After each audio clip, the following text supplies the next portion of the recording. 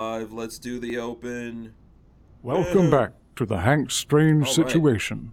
Lifestyles Yes, of the subscribe if Locked you're and not Loaded. subscribed. Ring the bell so you can be notified. We are live. Come on, let's see jazz hands. We got Black Diamond Guns and Gear here. I hope you got your big girl panties on.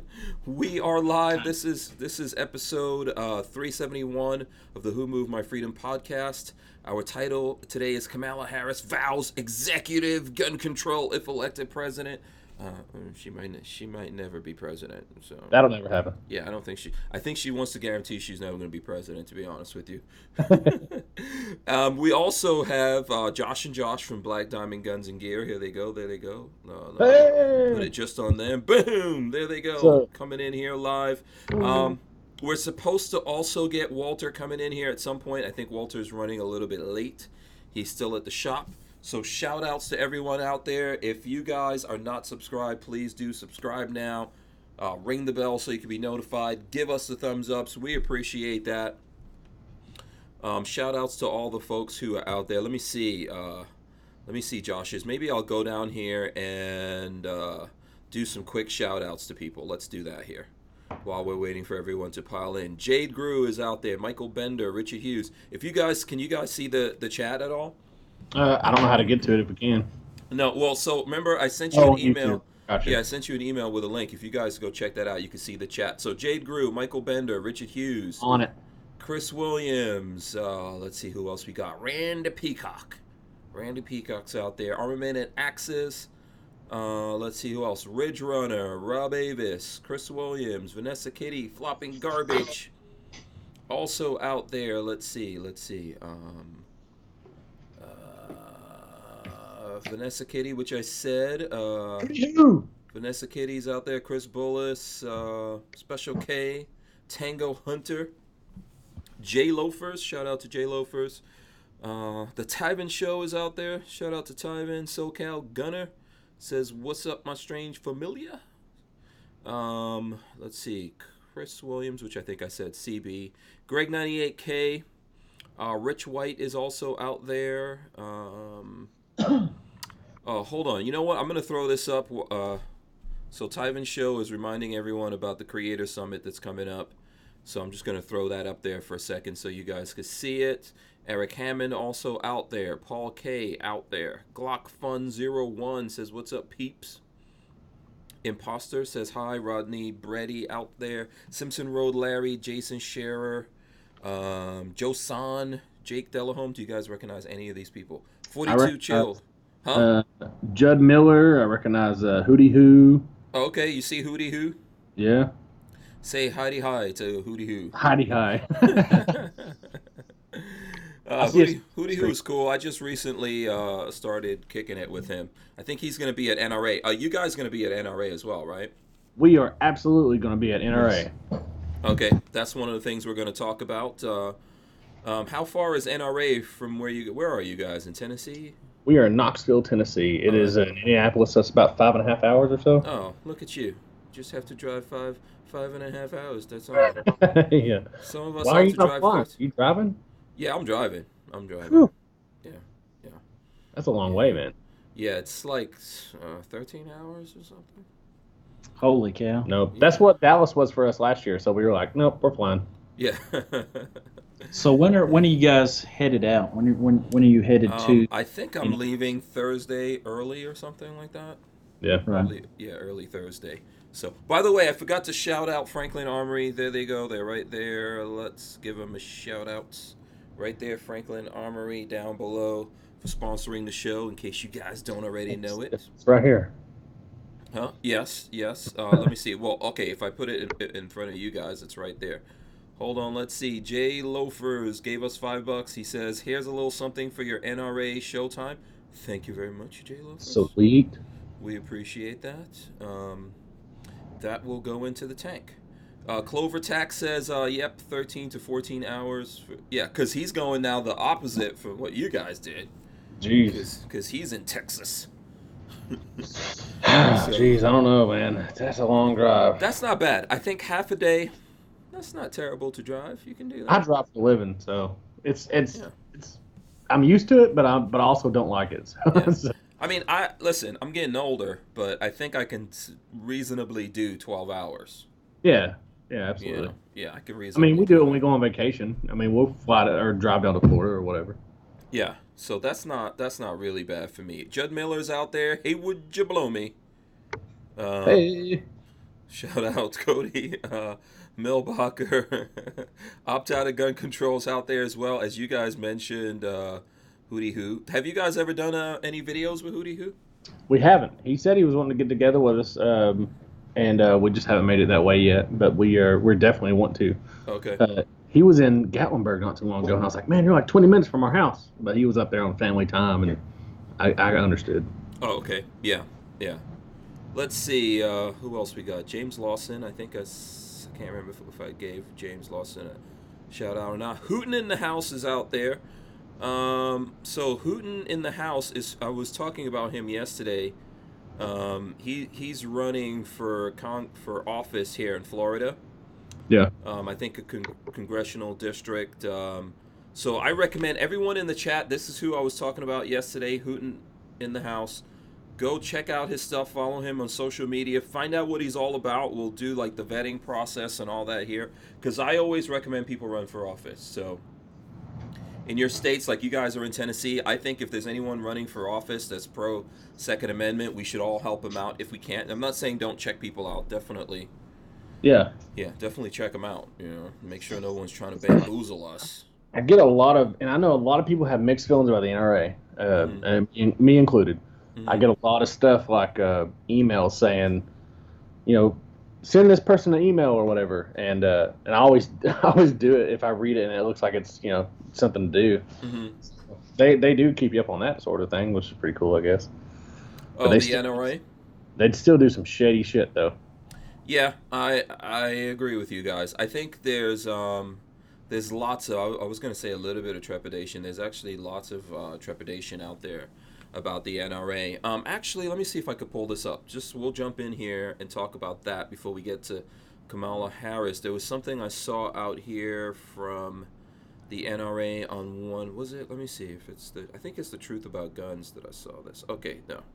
Yeah, Truth About Guns.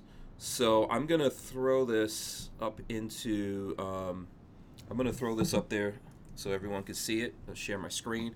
Okay, existential threat, the crisis at the NRA. Existential. All right, so this is by Adam Kraut, actually, who usually Adam Kraut is running for a seat on the board of the NRA. So he says, over the past few months, news of impropriety, questionable business dealings, lack of transparency regarding the inner workings of the NRA, and outrageous compensation have emerged. While the source of a lot of this information is not one that many people hold in high regard. I think he's talking about the media. Yeah, yeah. Hey, are you friends with Yankee Marshall, or do you like him at all, or no? What? Hold on a second. What did you say? Do you like the Yankee Marshal at all, or no? I think Yankee Marshall's okay. Why?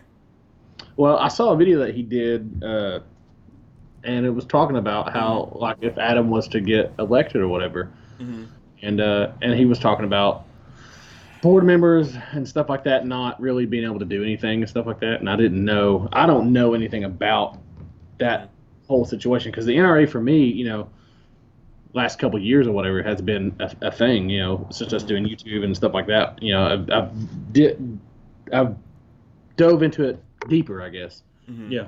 But before that, it was just kind of like, yeah, it's just an old man's thing or something. You know what I'm saying? Like, it never was anything for me when I was younger, so I didn't know anything about what it was. Yeah. But apparently it was like different back in the day. Right. Yeah. So I probably wouldn't know too much about how the NRA was back in the days either, because I think I just got into it in the last 7 years or something like that. Right. Yeah. Right. Yeah, that's when I jumped into it. I think Yankee Marshall obviously has been in that a lot longer than I have or you guys have, and I don't always agree with him on everything, but I think there is something to what he's saying there. Right? Because they've got this thing so stacked. It's almost, the NRA functions a lot like a union to me. So if you look at the unions out there, they really stack everything up so the guys that are on the top have all the control. You can try to do whatever you want. You know, you're not going to break them or break in there or be able to do anything about it. One thing that he said that I don't think is necessarily true is talking about how he thinks that Adam is just in it for the money. I don't think that that's true. I think that he is wanting to make a difference, and I do believe that's the sole purpose of why he wants to go on there. But the fact that is it possible for him to make a difference is my question. Kind of like what he was saying. He was questioning it. Was it possible for him to make a difference? Because it is just one man, and there is no power in the position that he was trying to get into, I guess, or whatever. You know what? Yeah. So, okay, that part of it. So the question of whether Adam is in it for the money, like what money are we talking about? Well, that's what I'm saying. Yeah. Yeah. I mean, I'm not, so there's money. I think that, like, just like Adam is saying here in this article that we're reading, there's definitely some people in the NRA that are overpaid or siphoning a lot of money out of there, right? For sure. Yeah. Oh yeah, we definitely agree. Yeah, but I don't know, like, how Adam getting elected and being on the board is going to give him a whole bunch of money. I don't understand that. I think Adam's a lawyer. He's better off doing lawyer stuff. Right. That's what I'm saying. That's why I think his sole purpose was literally to change stuff, not what Yankee Marshall was saying. That I completely disagree with him about. Yeah. So that, I don't think Adam's doing it at all for the money.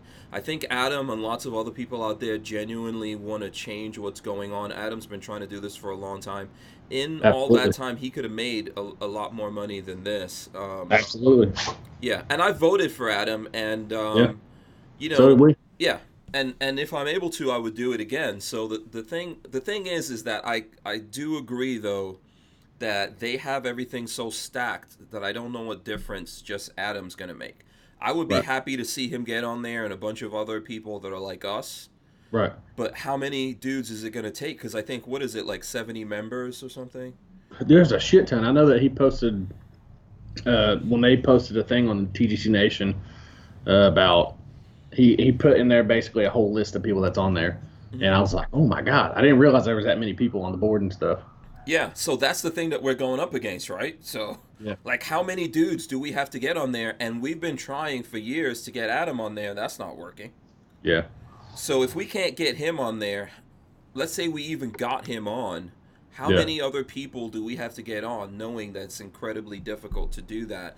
And then at some point you have to ask yourself, and I think that's a little bit of what Yankee Marshall's talking about in his own way, is like, what, you know, how many dudes do we have to do, and is it worth the energy?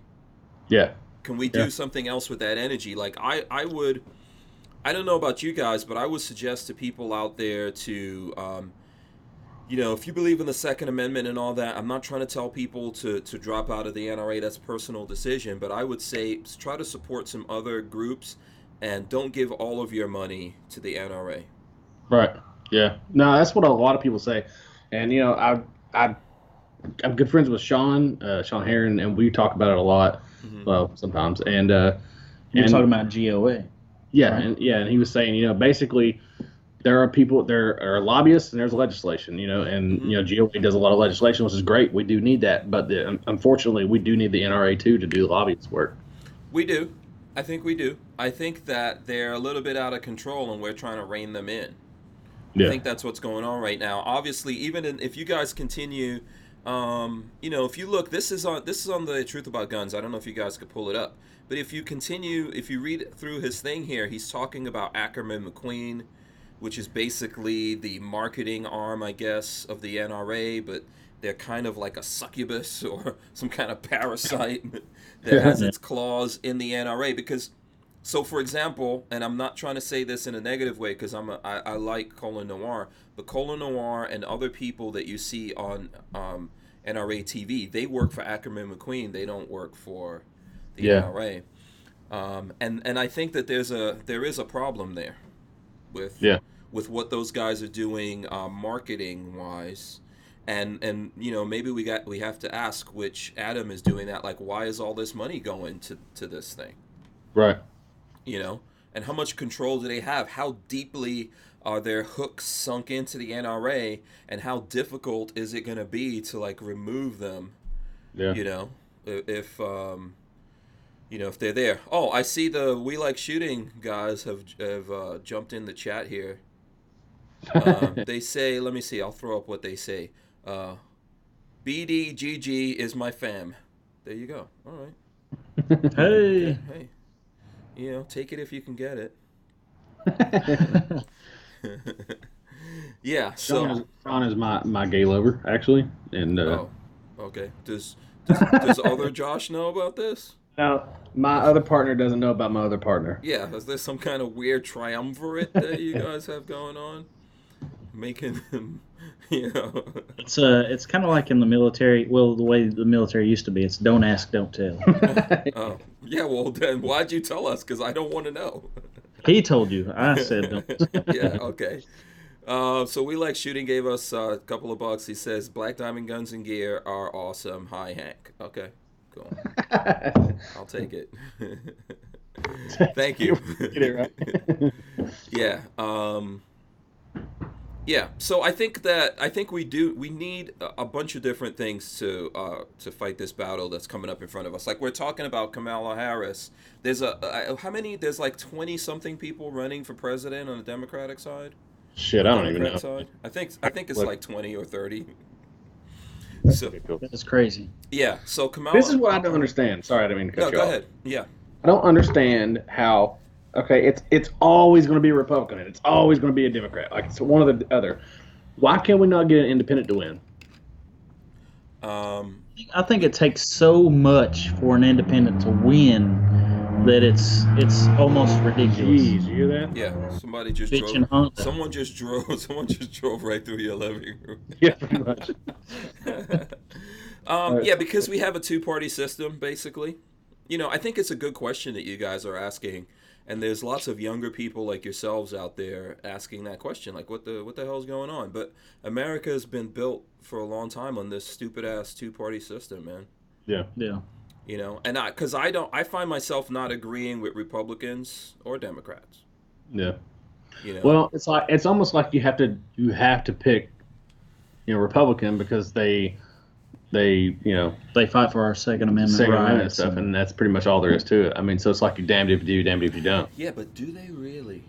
They say that. Yeah, I mean, just like Trump came on, we were there when he was in Atlanta, and he I came think out. that's when I first met you guys, probably. Right? Yeah, and he came out there and he was like, hey, your Second Amendment right is done being, pushed upon or whatever the hell he said. Yeah. But it's just a bunch of bullshit. Yeah, file that under bullshit that people say so they could get elected. Exactly. I think, and I'm not saying that I didn't vote for Trump because I did. Sure, but me too. He put it out there. He found the niche that he needed to find in order to get elected, and he told them exactly what they needed to hear to get elected, and he did it, and that's how he won. Yeah. Okay, by the way, Adam Jimenez gave us a couple of bucks. He says, you better not forget the 2A challenge, Hank. So I'm gonna leave his comment up there until because if you don't know Adam Jimenez, he has a channel for anyone that's watching or you guys. Yeah. I don't think he's really trying to be a YouTuber or anything. He's a Second Amendment guy. He's always been here. He's been here for some time here on the channel. But he made a video kind of talking about what the Second Amendment means to him. Yeah. And his challenge is for us all to do that. So I think let's answer this, and then I'll probably get into that, and we can make a video right here, keep it efficient, of what the Second Amendment means to us. I'll let you guys say that, and then I'll say it, and then I'll pull that out and make that into its own little video here. That's cool. And we'll do that. So yeah, I think ultimately, going back to Trump for a second here, I think I voted for Trump. I would rather have Trump than Hillary. Absolutely. So I am not mad at myself for that at all. And I think ultimately people need to vote for whoever the hell you want to. But, and I don't think that Trump is 100% a Republican either. No, he never was a Republican until he was supposed to be a Republican for the office. That was it. Yeah. Like, he never was a Republican. Yeah, he's really like a Democrat, I think he's been a Republican for a little while, but mostly I grew up in New York, so, all the time that I was growing up, he was a Democrat. So, and to be honest with you, up until last year, I was a Democrat here in Florida. This is what I was registered as, right? But I've been voting Republican for a long time. Florida just has this stupid system that you have to pick and choose. And if you go independent party here, then in the primaries, if there's no one independent, you can't even vote. Yeah. You can Oh, only wow. vote for whatever party you choose. So like Really? this year, yeah, Lola did that before, and then she couldn't vote in a lot of primaries because there was no one independent running. So I Wow. just stayed where I was at, and then just voted for the, like I think when it was Hillary versus Bernie on the Democratic side, I voted for Bernie, and then in the general, obviously I voted for Trump. But I changed all my stuff. I was like, listen, we ultimately need to like choose one of these parties and take them over, or take over both of them. I think. Yeah. Agreed. You Looks know. like we're having some fights in the comments between Izzy and We Like Shooting. Oh, between who and we like shooting? Izzy Long. Oh, okay. He gave me $5, and and then We Like Shooting said he's tried to one up me, so he gave him 10. Oh my God. Okay, I'm not. All right, let me take Adam off here for a second, and then give Izzy his respect here. He says, I can't speak for Adam and John or TGC, but I'm here for Black Diamonds and Guns and Hank's awesome dude. Okay, thank you. I appreciate that. And then let me see, so Sean said something after that, you're saying? Yeah. Let's see what Sean's thing is here. Izzy just tried to one-up me. Hank and Lola are amazing. Hi, Izzy. Oh, boy. Okay. Yeah, you guys just keep doing going with that one. So anyway, so the point I was trying to make here that I'm trying to get across to you guys, and you can tell me what you think about it. I think that we need to take over these parties, those of us who believe in the Second Amendment. We need to take them back. Take them back for us and actually go in there, and then we'll have some people who really believe in the Second Amendment, who really believe in the Constitution. But it's easier said than done, right? Yeah. You know. How long is it? It almost is kind of like Adam going on the board. Yeah. How far stacked is it going to be to where it actually makes a difference once we get in there? Well, okay. So I think offices now. The NRA is a separate thing from politics in general. I'm not trying to say politics, like on the outside, doesn't have its issues. But I think that you should definitely vote, and vote locally, as well as don't just vote when it's time to vote for president. Okay. Right. But I think it makes a difference. So like where I live, I have a sheriff. I'm sure you guys do, right? Yeah. Yeah. So I elect that dude. Right. So he's got to look me in the face every now and then. And my sheriff is a good dude. Yeah. He believes in the Second Amendment. We support him. That could help when people decide they're going to try to enforce anti-Second Amendment stuff, right? When the sheriffs go, yeah, we're not going to enforce that. Yeah. So I think it matters there, and I think it matters in other places when we get real guys in there. It can make that one person can make a difference when they go, yeah, we're not going to do this. Yeah. We got people here, man, in our Knox County and in the surrounding areas that are pretty much the same way. I mean, they're really good at that, basically. Yeah. Pretty much telling everybody to stick it, basically. And I'm really happy that they're pushing all kinds of stuff through right now, and it's all pro 2A bills that are going through right now. Like they're wanting to make it easier for us to carry and stuff like that, which, in my opinion, if you're going to carry a gun, carry a firearm, whatever, you're going to have to you need training. I mean, period, right? Mm-hmm. But I don't think it shouldn't be something that you have to do, but you should want to get training. And but they're trying to make it easier to where you can carry and not have to even get like a permit and stuff. Or no, Kentucky did that. Tennessee's doing a thing where they make it to where it's like an advanced carry or something like that. But anyway, they're trying to enforce it and make it better.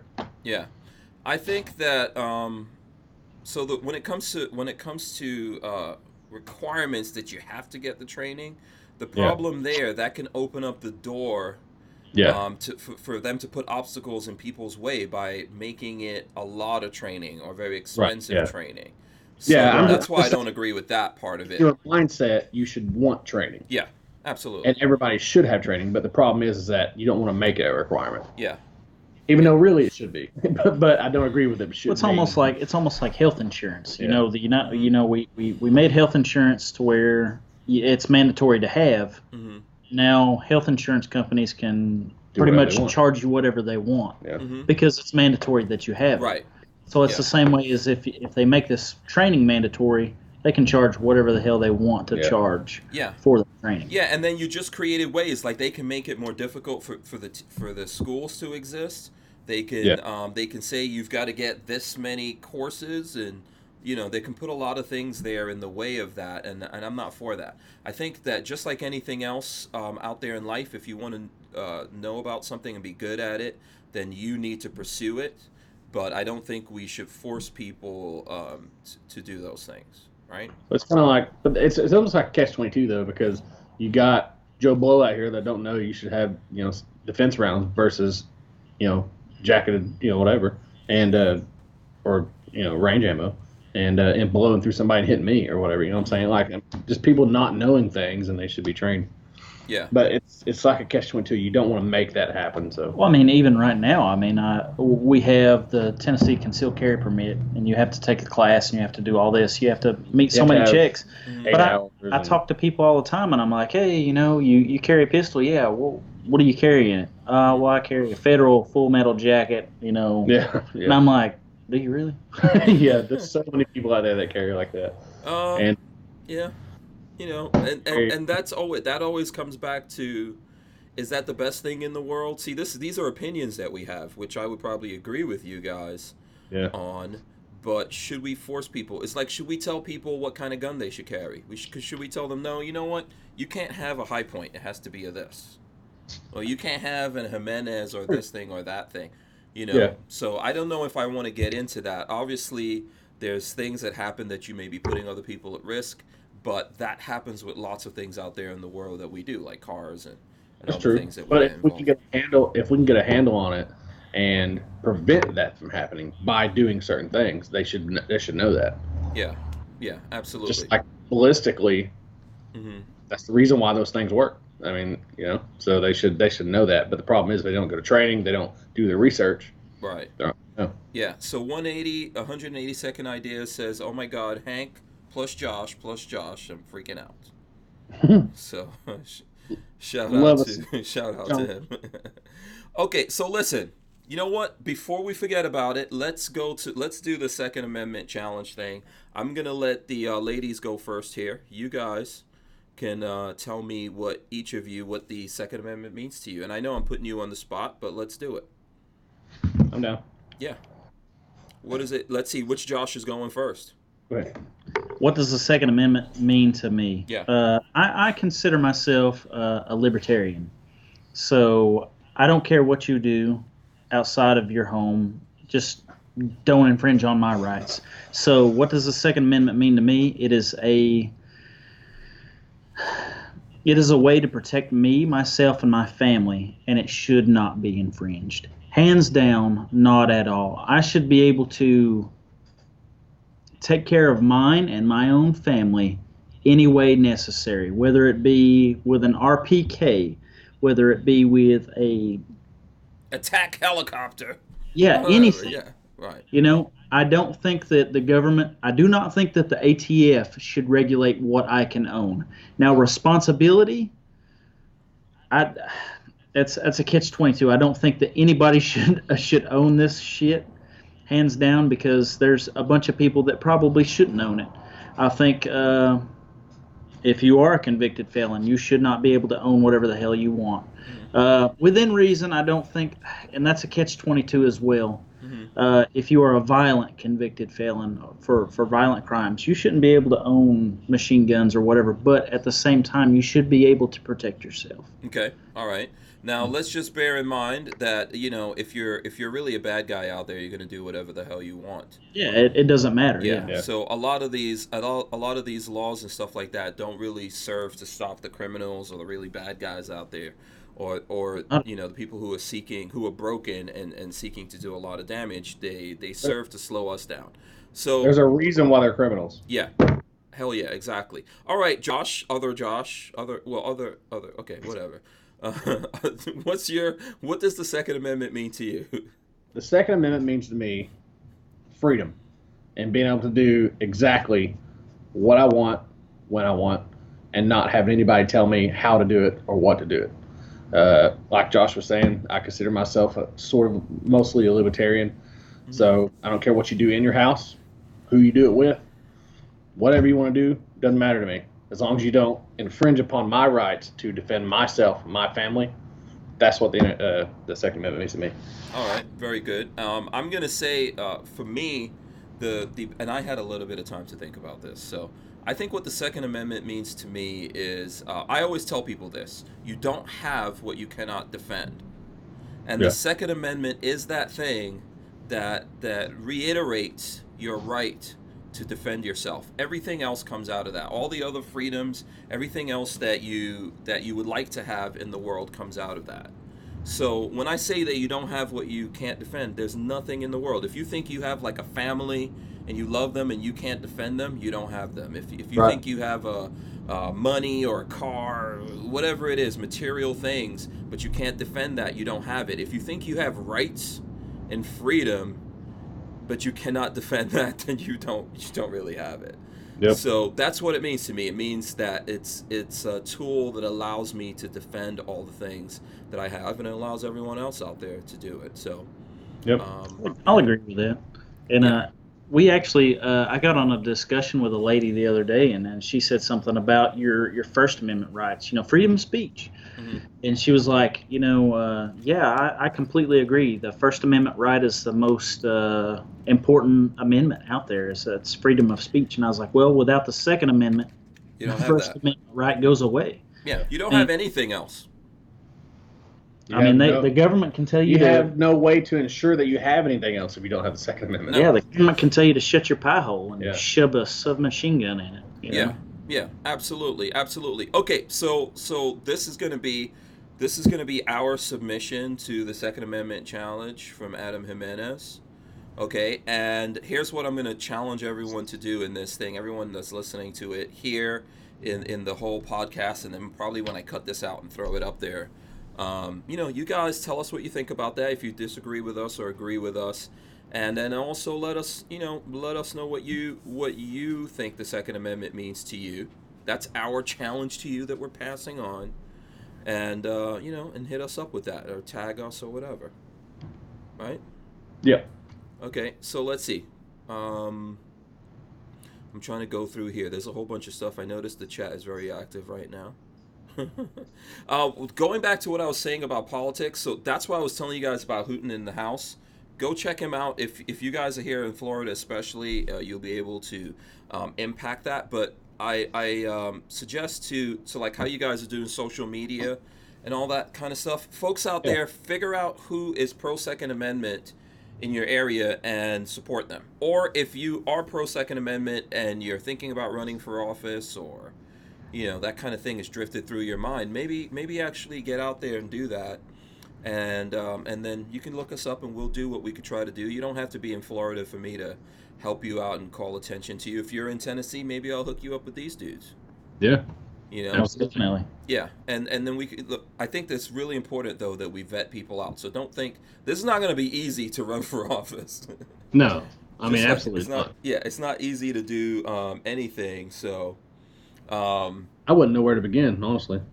Yeah, I think. Well, okay, so that's a good question, man. Where do you begin on that? I'm gonna try to have Hooten in the House come on here and talk about it. But I think whatever state you're in, you can go online and you can look up what it takes to run for office. Really, that's awesome. Yeah, to see whether or not you qualify. But then I think one of the first steps you need to make is figure out where you stand, put all that stuff down, get social media, get your name out there, start communicating with people, let people know where you stand. I suggested to him that he make videos or put up something every single day. Then you want to start getting in touch with people out there and letting the word get out. You might have to get some signatures signed, all that kind of stuff. I think you want to consider what party you're going to be in. Like I said, we're kind of like in a two-party system. Take over a party. I wonder, like, as far as like money goes, like what you'd have to have as far as backing in order to do that. Yeah, that's a good question. I'm sure there's some fees and stuff like that. So, yeah, Red Bear says they will never leave you alone. These boundary pushers get their kicks from constantly pushing. So I get that. That's absolutely true. Yeah. Yeah. Listen, I think as we dig into this more, I'll try to get more info, because it's a good question that you're asking, man. Like, what does it really take? How much money? What do you have to do? I mean, you got to think, if you're going to be doing, traveling around the state you live in. I mean, you're going to be traveling around the state. You got to do these campaigns. I mean, that takes money to do it. I mean, so yeah, the average Joe can't do that unless they have a backer that would, Yeah, but there's ways now. So one quick thing. Says stuff. Yeah, Kickstart. There's things like that. Says Maj Touré is running for Philadelphia City Council. That's cool. So I know I was reading about this. There is like a platform, some kind of social media platform the Democrats have where people can go give money. So that's what Ocasio-Cortez, that's where she gets a lot of money from. Really? Yeah. The terrible thing about it, there isn't a Republican version of that, but whatever. And I don't think there's not an independent version of that either, which is too bad. So is it not a platform where you could do either or does it just have to be it was made specifically for that? Yeah, when I looked at it, it was made specifically for Democrats. And really? there's quite a few Democrats that are getting funded on that. In a lot of ways I think they're outplaying us. They are, man. For sure. And a lot of it, we're allowing them to do that because it's not like people like us can't do things. Look, for example, Gunstreamer. You guys know about? Are you guys on Gunstreamer? We're not. No. Yeah. See? Well, there you go. You are the reason. Right there. Get your butt on Gunstreamer, man. Those are pro-gun guys. I've had them on the show. I've talked to them. I've seen them on a couple of podcasts, different ones. Yeah. So first of all, those are nerdy guys that are into internet, and they built a platform that's very much like YouTube. In some ways, it works better as far as I'm concerned, but definitely doesn't have the politics of YouTube. Yeah. Those guys believe in the First Amendment just as much as they believe in the Second Amendment. So they did it. They built a platform. Guess what? Then we have to support it. We have to get on there. Yeah. No, I mean, I'm definitely down to get on there. I mean, it would be easier to put it on, different things like that. I mean, it would be better for us to put it on different things than just one source, putting all of our eggs in one basket, basically. Yeah. But honestly, like last year, when we've only been at this for almost 2 years, so about a year and a half. Yeah. So for us to have almost 4,000 subscribers, that's badass. Well, yeah. So you guys are kicking ass, man. Patting on the back away. Yeah. Make sure people listening to this go out here and subscribe to these guys too. Oh, thanks. Yeah. But so, I mean, I started out using my phone, and actually we used my just an iPhone 8 Plus. We used that for an entire year before I was actually able to get a camera and some laptops and all kinds of shit like that. But honestly, I'm not the techiest person. I know how to work a phone. And that was about it. When it comes to editing and stuff like that, it's all. How old are you guys? I'm 33. 33. Okay, you're in your 30s. Okay. Yeah. So you're not little babies. No. You're younger than me, but you're not little babies either.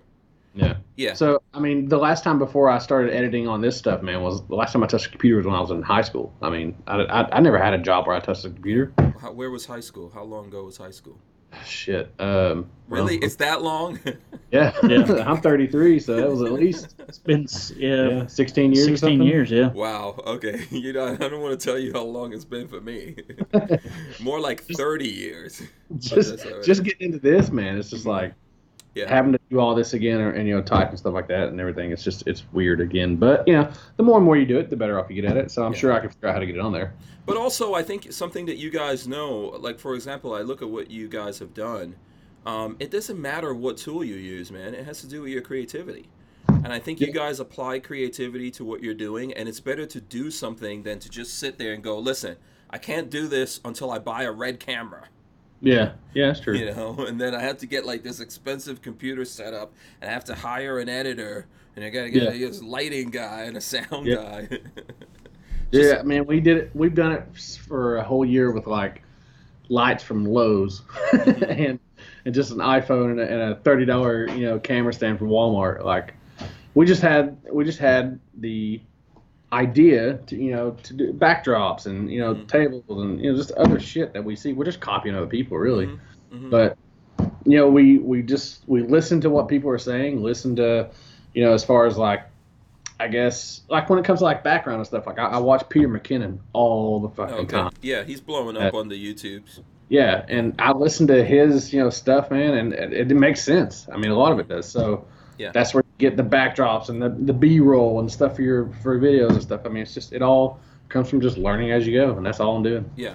Well, and that's the thing. I think that like we were talking about what it takes to do this in whatever aspect, whether you want to be on YouTube, which I think social media, not just YouTube, is a way that you could affect this. So if you guys decided that you're creative people, you have things you want to say, and you go out there and do it, you need to go out and do it, and then people need to support you. You know, and so that goes with everything. I think that goes with we need a platform, right? We need things that look like YouTube or Instagram or Facebook or Twitter. You know, we need organizations, like we were talking about NRA. If we don't have organizations that work for us or that we're really happy with, then we need to go and either make organizations or support other organizations, or both of those. My question is, how do we get GOA big enough to where they're lobbyists? I don't know. Yeah, I think we can support them, but there needs to be multiple people out there doing this all the time. I'm not trying to have one monolithic organization that stands up for the Second Amendment. That's what they are. That's what NRA is. They are the one big thing that does the lobbying. Yeah. And that's because the rest of us have probably been a little lax, and so that we're only supporting the NRA, so they're getting all the money, but there's obviously a lot of money out there.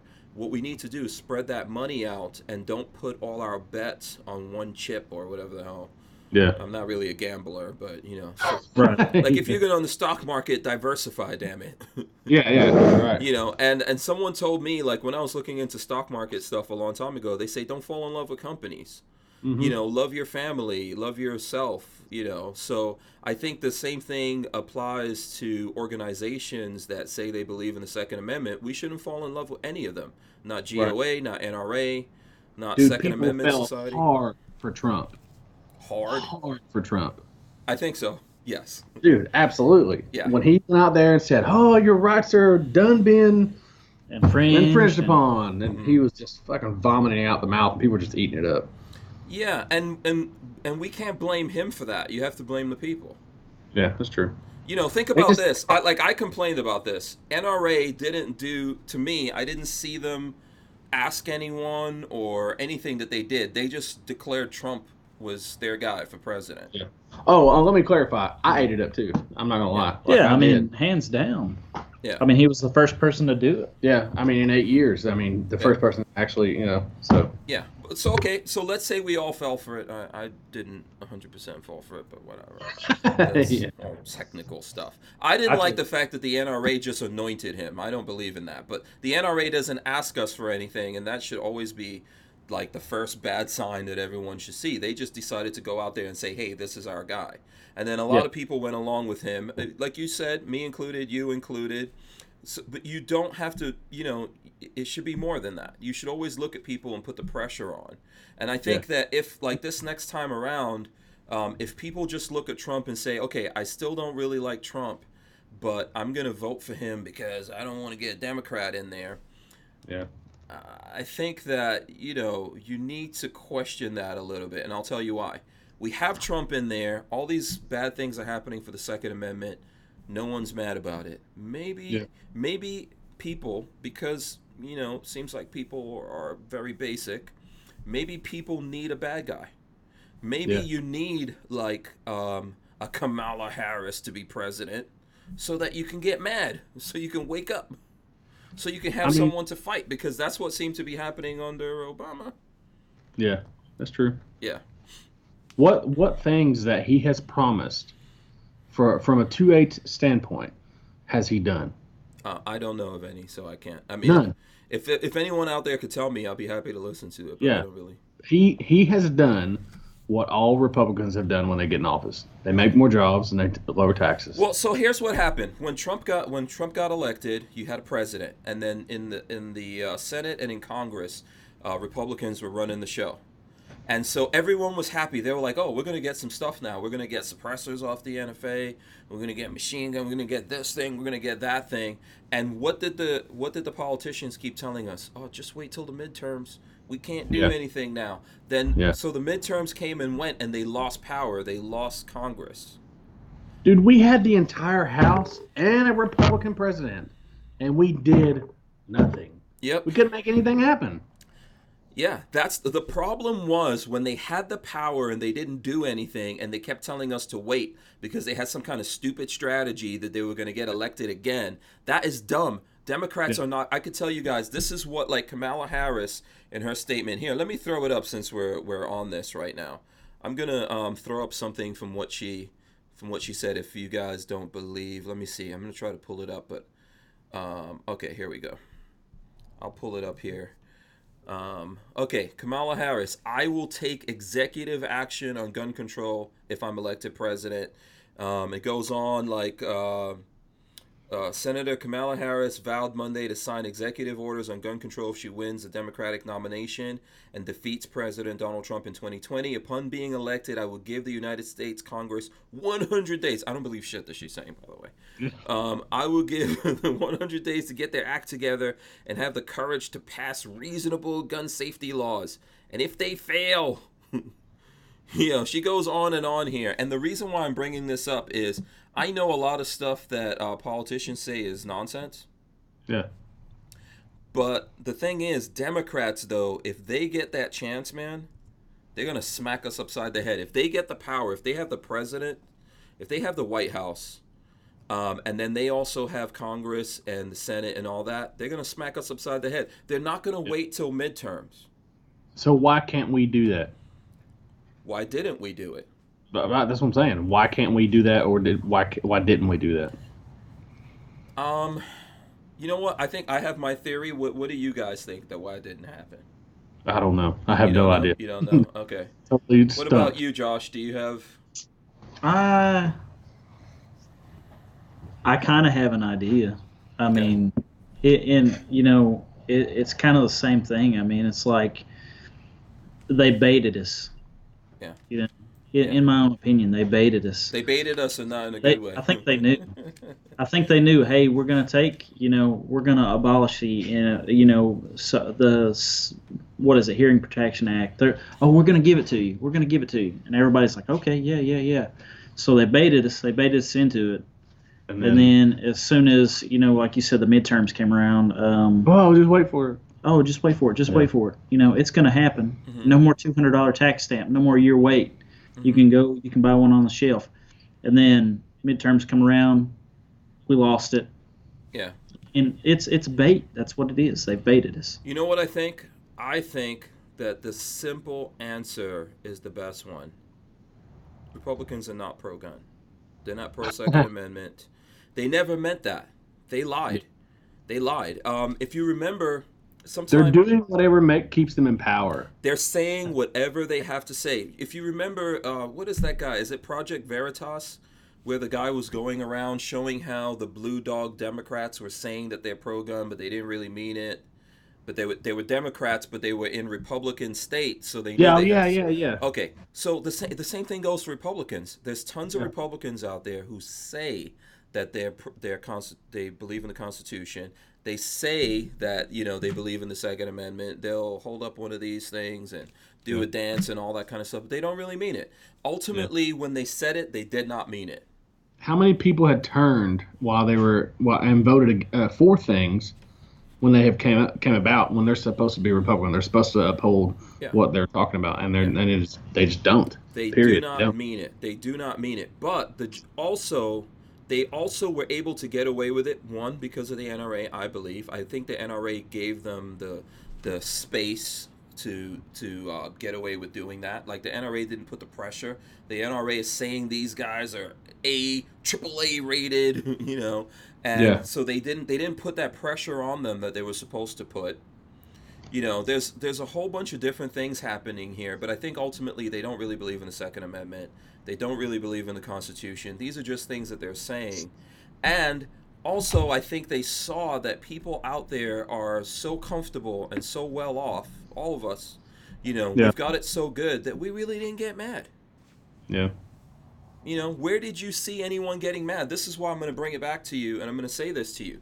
I really think that a lot of the people out there in America that say they believe in the Second Amendment, say they believe in guns, if you didn't get mad, if you didn't show up somewhere at a rally, if you didn't call, if you didn't vote, your beliefs when you saw all of this going on, if you didn't get mad, then it's your fault. Yeah. I'll agree with it. And ask yourself why you didn't get mad. Do you need Barack Obama in the White House to be mad? Yeah, exactly. And unfortunately, I think the answer to that sometimes is people need someone who they can hate up there. Well, it's just like can do something. Democrats right now need Trump. I mean, they are hating on Trump bad, and it's just they're fueling the fire. Yeah. But that's I don't really feel sorry for him. If Trump or any other Republicans out there want our support, they should earn it.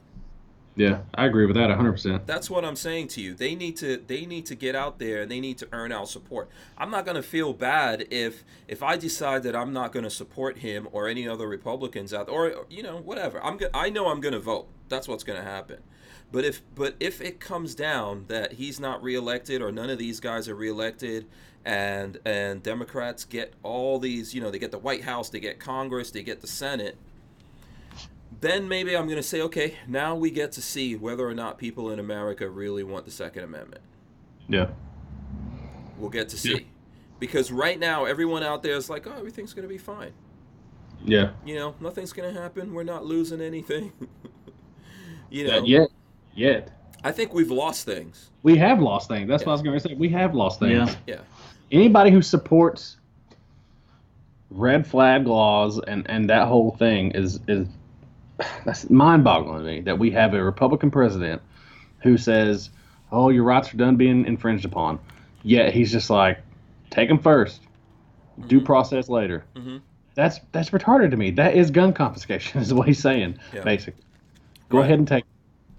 Yeah. It's literally take guns when we're supposed to be not take guns. We're setting up the mechanisms that will be used against us to take guns away from people or make it easier.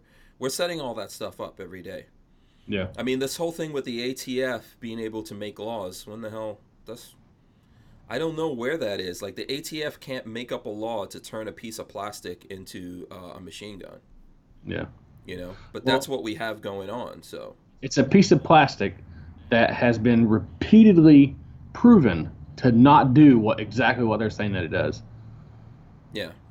Yeah, so. There's videos out there. TGC did a video. Yeah.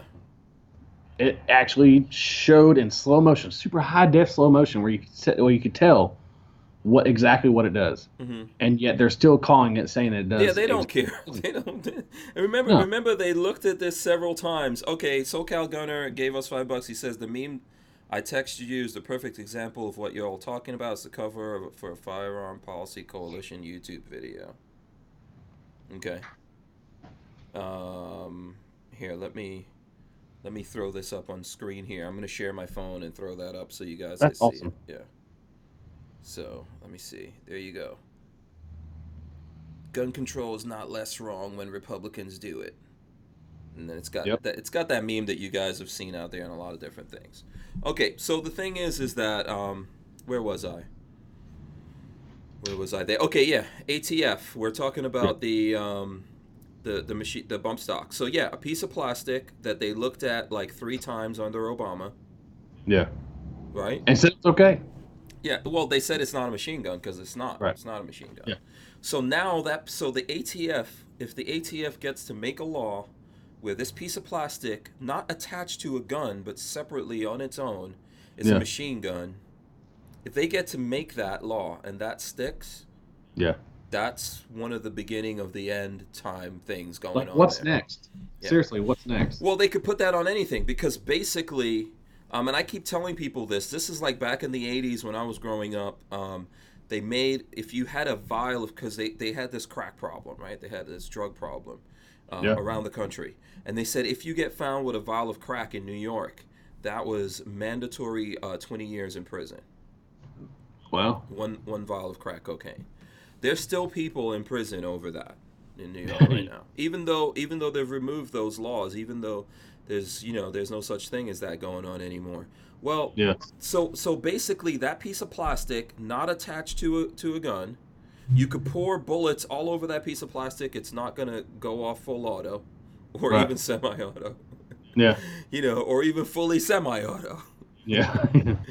You could do all of that all you want to, but if you have that piece of plastic, just a piece of plastic on its own, you are a felon. Okay, you're a felon. I think it's like 10 years in prison and a $250,000 fine. That's ridiculous. How is that possible? Yeah. No one. You can't like you can have machine guns. By the way, here's another thing. You can have machine guns if you have the right paperwork and you jump through the right hoops, but you can't have that. No one, not a manufacturer, not a police department. Nobody can have that. I mean, we have, companies that we work with here that, we're able to shoot their, full auto stuff. And it's just like, the one guy that we know, no names mentioned or whatever, but he, is a company, and it's just one man company, and he had all the paperwork, and he's a manufacturer, and we can shoot full auto stuff and all that stuff like that. I mean, and it is possible to have, but you can't have a piece of plastic that literally does nothing. Yeah. Without intent behind it, basically. Yeah. So this is the weird thing, man. I think if these guys are able to, if the ATF actually gets away with that, just imagine, like, anything, they could do that to anything that you think. Yeah, exactly. Yeah, so basically what you're saying is what's next. Yeah. Muzzle devices, anything that... Triggers, triggers will be next. Right, yeah, absolutely. That's what they say. They say anything that can, they tried to put this up one time, anything that can increase the rate of fire of your firearm. That is basically anything. Is Jerry Mitchell going to be illegal next? Yeah, I'm pretty, believe it or not, man, I'm sure that's like an eventual thing that's going to happen, because what they're trying to do, look, if you can get away with making a piece of plastic separately on its own, a thing that cannot exist anymore, you could do that to anything. Yeah, look at that. Like Geisley triggers are going to go out of business. Your Franklin Armory binary triggers, I mean, that's poking and prodding on the ATF. I hate to say it, but it is. Yeah. What's going to happen with them? There's always going to be rules, muzzle devices, and we're going to find our way around those rules. That's just what happens. That's what we do. Mm-hmm. So, I mean, it is what it is. But yeah, for how long? How long is that going to stand before they grab that and take it away? Yeah, BWE Firearms and Parts says, I'm going to register a bump stock as a postie. You won't be able to do that. Yeah. Not according to what they're saying. You can't. Yeah. You can't do that. So, yeah, I think that's a huge problem that no one realizes. Lots of people out there, I get it all the time. People are like, oh, why are you trying to, bump stocks are bullshit. Why are you fighting about that? Why are you mad about it? Sure they are, but that's not the point. Yeah. It's the point is like what comes after that, what comes with that. Mm-hmm. That's the point. Yeah. Guy that comments says, have any raids been done for bump stocks? No, not yet. Has anybody turned in one yet? About 60-something thousand of them were turned in by a manufacturer or a warehouse. Yeah, a warehouse that had them. So if you're in the position of being a manufacturer, you have to be really careful, right? Mm-hmm. And these guys are looking at you. Have they actually gone after any people yet? No. Right now, what we're talking about is whether or not this action that the ATF took is able to stand. So that's probably at some point going to go all the way up to the Supreme Court. And if you think you know what's going to happen in the Supreme Court, I'm going to tell you that you don't. Yeah. So that's all of this is going to get settled out there. Maybe someone there has to be some kind of raid, or maybe someone gets pulled over and normally everything would have been fine. They could have had a rifle, but that rifle has a bump stock on it. Now they're going to get charged with a felony. They're going to get 10 years. Whatever state or city that is going to try to hit them up for $250,000 and seize their property, because police departments all around the country have been doing that crap. So we'll see there when it happens. No, has it actually happened yet? How much is it going to take, and how long is it going to be before you have to be an outlaw? I don't know, but it could happen whenever they want. If they're able to keep doing these things, it could happen whenever they want. Yeah. And then just realize that all of this is happening when the president is a Republican. He was endorsed by the NRA. I'm sure at this NRA convention that we're all going to, I don't even really want to go, but I'm going because, you know, I have some commitments and stuff like that. There's people that I'm working with. I'm going to do it. And also I get to meet up with guys like you and the folks out there that support me. Yeah. But at this convention, they're probably going to endorse him again for all we know. Exactly, yeah. NRA to us, man, is not, I shouldn't say NRA. I should say NRA AM. Mm-hmm. The annual meeting to us is basically, now last year when we went, I'm not saying that we're anybody, but last year when we went, we were literally nobody. And, we had a couple hundred subscribers, nobody even knew who we were, except for when we went to the panel. And then, we got to talk to everybody there. Johnny from 180 Second Ideas was there.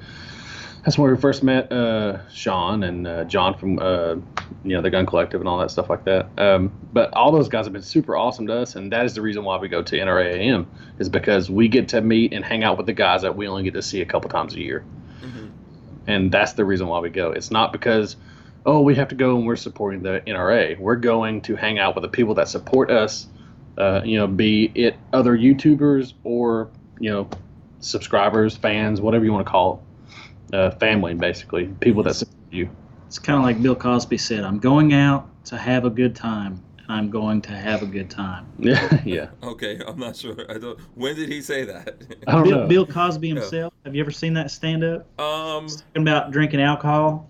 I'm going out, and I'm going to drink, and I'm going to have a good time. Yeah. Okay. We're going out there to have a good time, basically. Those guys that you mentioned, I am pretty sure that if they get the opportunity, they will Bill Cosby you. What do you mean? They will roofie you, especially Sean. So, Sean, maybe, yeah. I can see. He's not the only one. So, listen, I think, look, I agree with your reasons for going to the NRA. Yeah. I mean, it's what I like about it, right? I think over SHOT Show, have you guys done SHOT Show? We have not been to SHOT Show yet. Okay. We're actually talking about going this year. Yeah. I mean, that's typically a more expensive thing to do. Vegas is ridiculously expensive, everything. Yeah. That you do in Vegas. It's an industry thing, so it's got a higher bar for entry. Well, to me though, it's more or less about people showing off stuff to companies to buy and stuff, right? Like if you own a gun store or something. Mm-hmm. Is that pretty much what it is? I mean, that's what we've heard. Yeah, I think that's what it used to be. But one of the problems with the gun industry is things change very slowly. So yes, if you were typically what SHOT Show used to be is that the industry is there, and if you own a gun store or a big distributor or whatever it is, you go, you see these companies, you make your orders for the year, you look around and stuff, you're like, I think people are gonna like this, and you buy things, right? You make orders, and then they go and they drink and they get the hookers and snort cocaine, whatever the hell it is that they do in Las Vegas. Yeah. But that's kind of changed because the consumer has changed. Yeah. So, even when I started doing this, if I went into a gun store back in the day, which was not long ago, I started doing this like 7 years ago. If I went into a gun store and I said, okay, well, I saw this gun, I saw a YouTube video from Military Arms Channel, I want this gun. They're like, that guy doesn't know what he's talking about. You just need this shotgun right here. Yeah. That's how it used to be. No one's going for that anymore. You know what you want. If you don't even have to go to a store, you can order it and it gets shipped to some store around you. A lot of stores back then would not accept stuff that came online. They especially hated Bud's Gun Shop.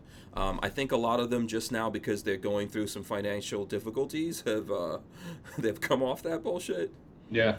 But so today you can look online, see something, go, I'm interested in that, buy it online, get a good deal, have it shipped, go down there and pay your money, do your background check, and get it. So I think it's the same thing with the stores. They don't need to do that anymore. Because it doesn't make sense. If you're a store, I'm an FFL. But I don't have a store. It doesn't make any kind of sense to me. But if you have a store and then you drop $100,000 buying a bunch of guns and no one wants to buy them, you're sitting on $100,000 that's diminishing in value every single day. Right. So that doesn't make sense. You're better off looking at what people do want to do and carrying that stuff, or getting things as if someone comes in, they're like, hey, you know, I'm interested in this. All right, we'll get that for you. We can get you a good price. We'll get it in here. So I think that whole thing is changing, but I don't think that, in my opinion, I don't think that the industry is changing with it yet.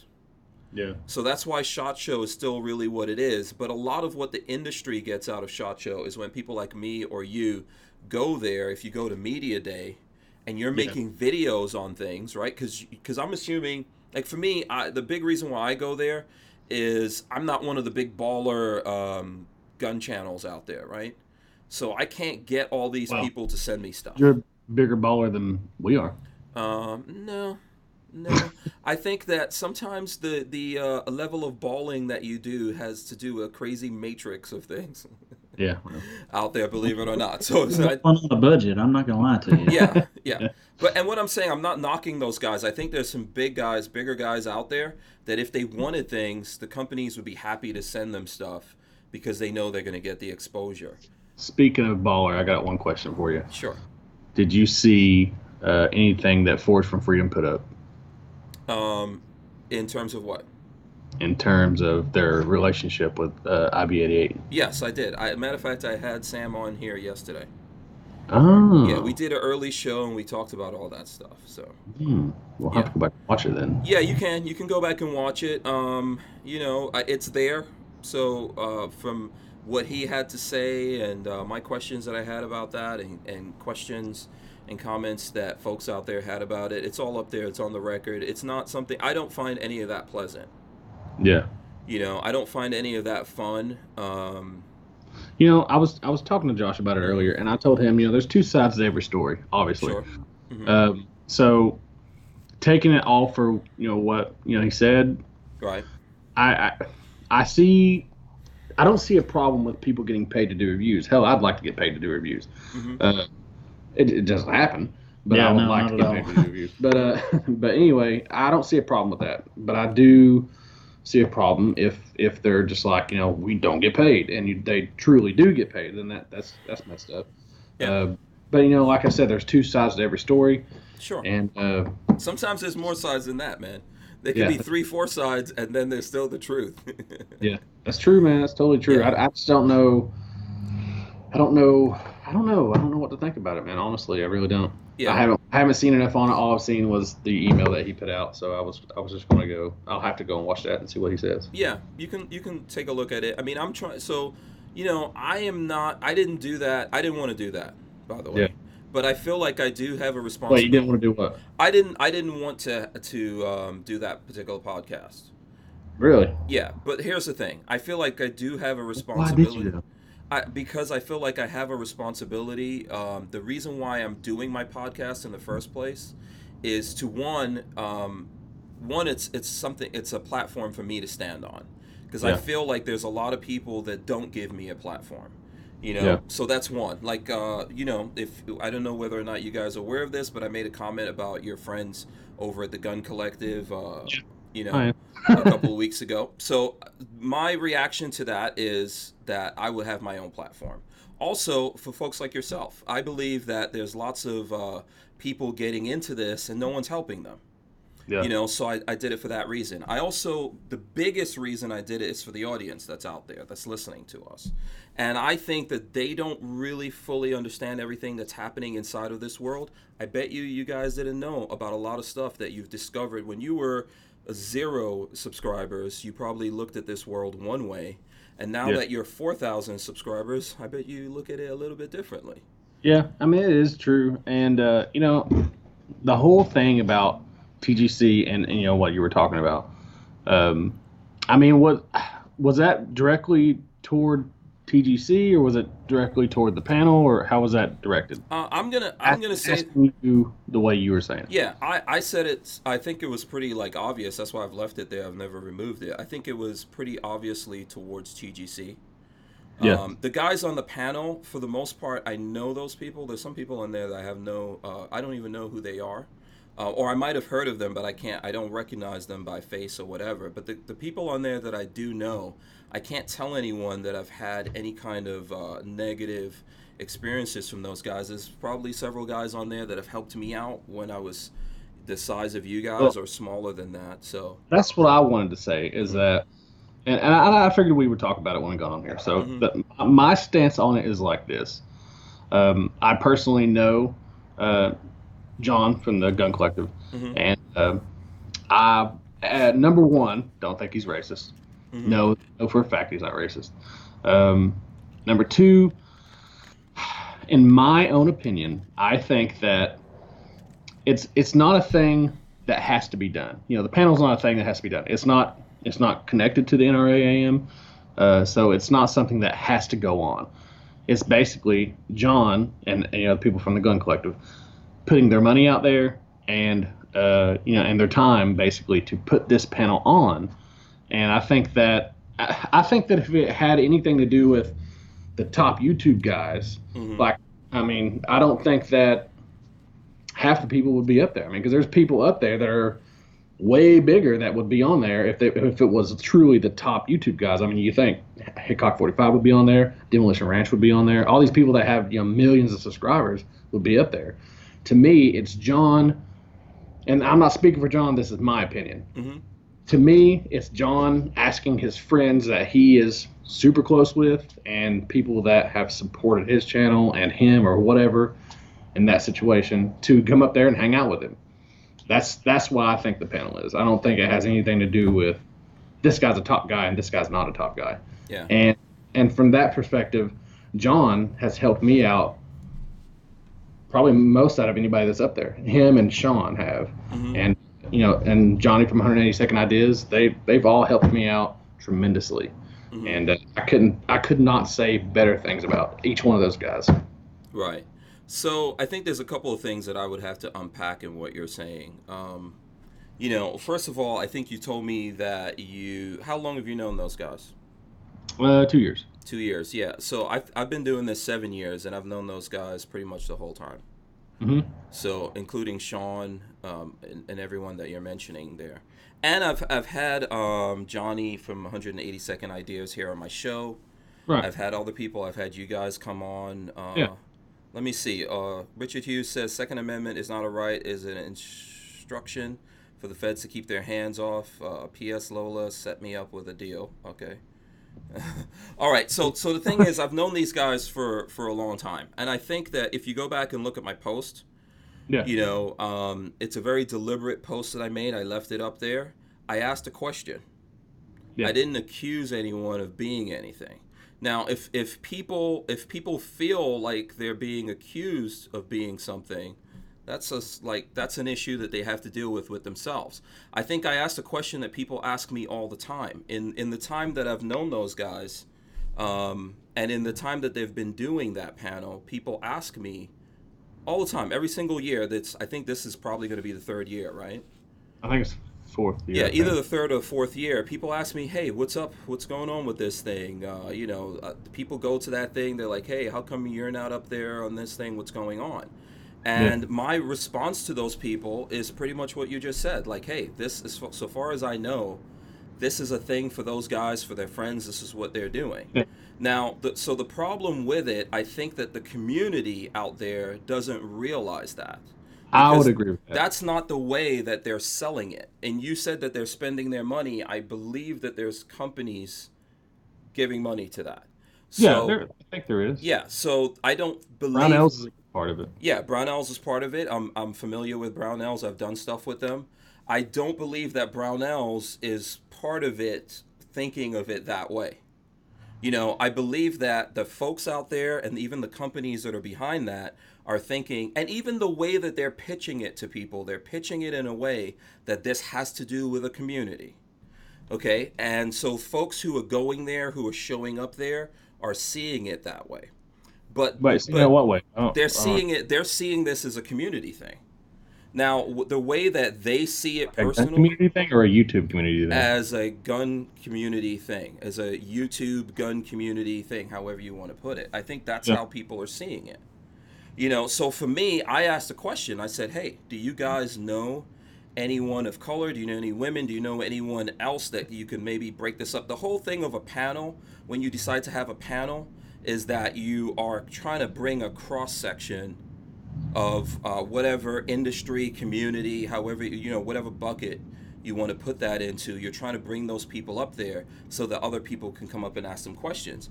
I think that obviously they've clarified that a little bit. Like, no, this is for our friends. This is just for us. There's nothing whatever going on in this. So I would say this too. Genevieve was up there the entire time. She actually had more last year. She had more to do than John did last year, honestly, on the microphone. She was up there. Of course that's his, girlfriend or whatever, but it's still a woman, and she was up on the panel too. So okay. I don't see it being a woman issue. I don't think. Yeah, I don't understand what you're telling me. You're telling me that his girlfriend was up there? What does that mean? Yeah.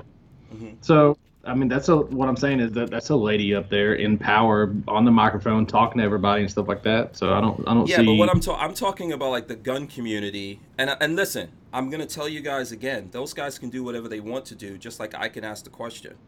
Yeah. Okay.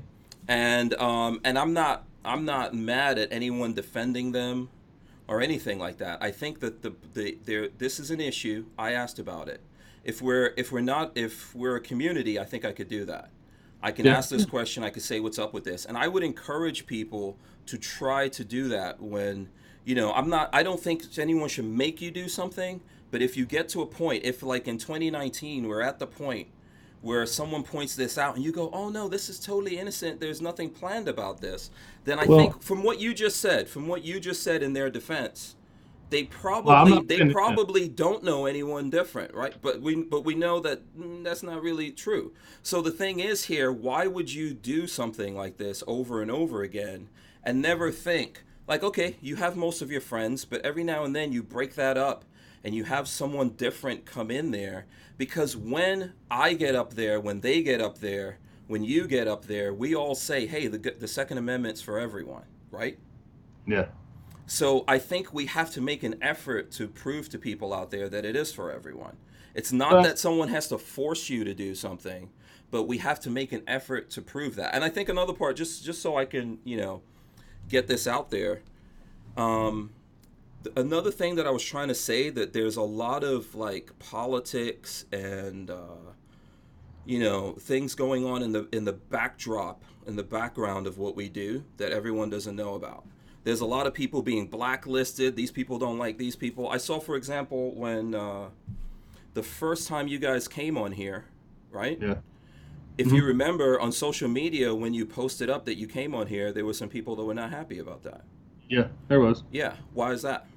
Because I remember the one specifically was talking about because you said something about Jaeger or something that I didn't know you even said it, honestly. Right. Yeah. Until somebody brought it to my attention. Right. So what you don't know about that is that Jaeger blacklisted me because of something that I chose to do. Yeah. What was that whole situation anyway? It's a thing. Like I said, man, I really try to avoid these things, but I'm not afraid of it. But basically, there was a choice that I made when Jaeger separated from Reed Hendricks, that has Valor Ridge training.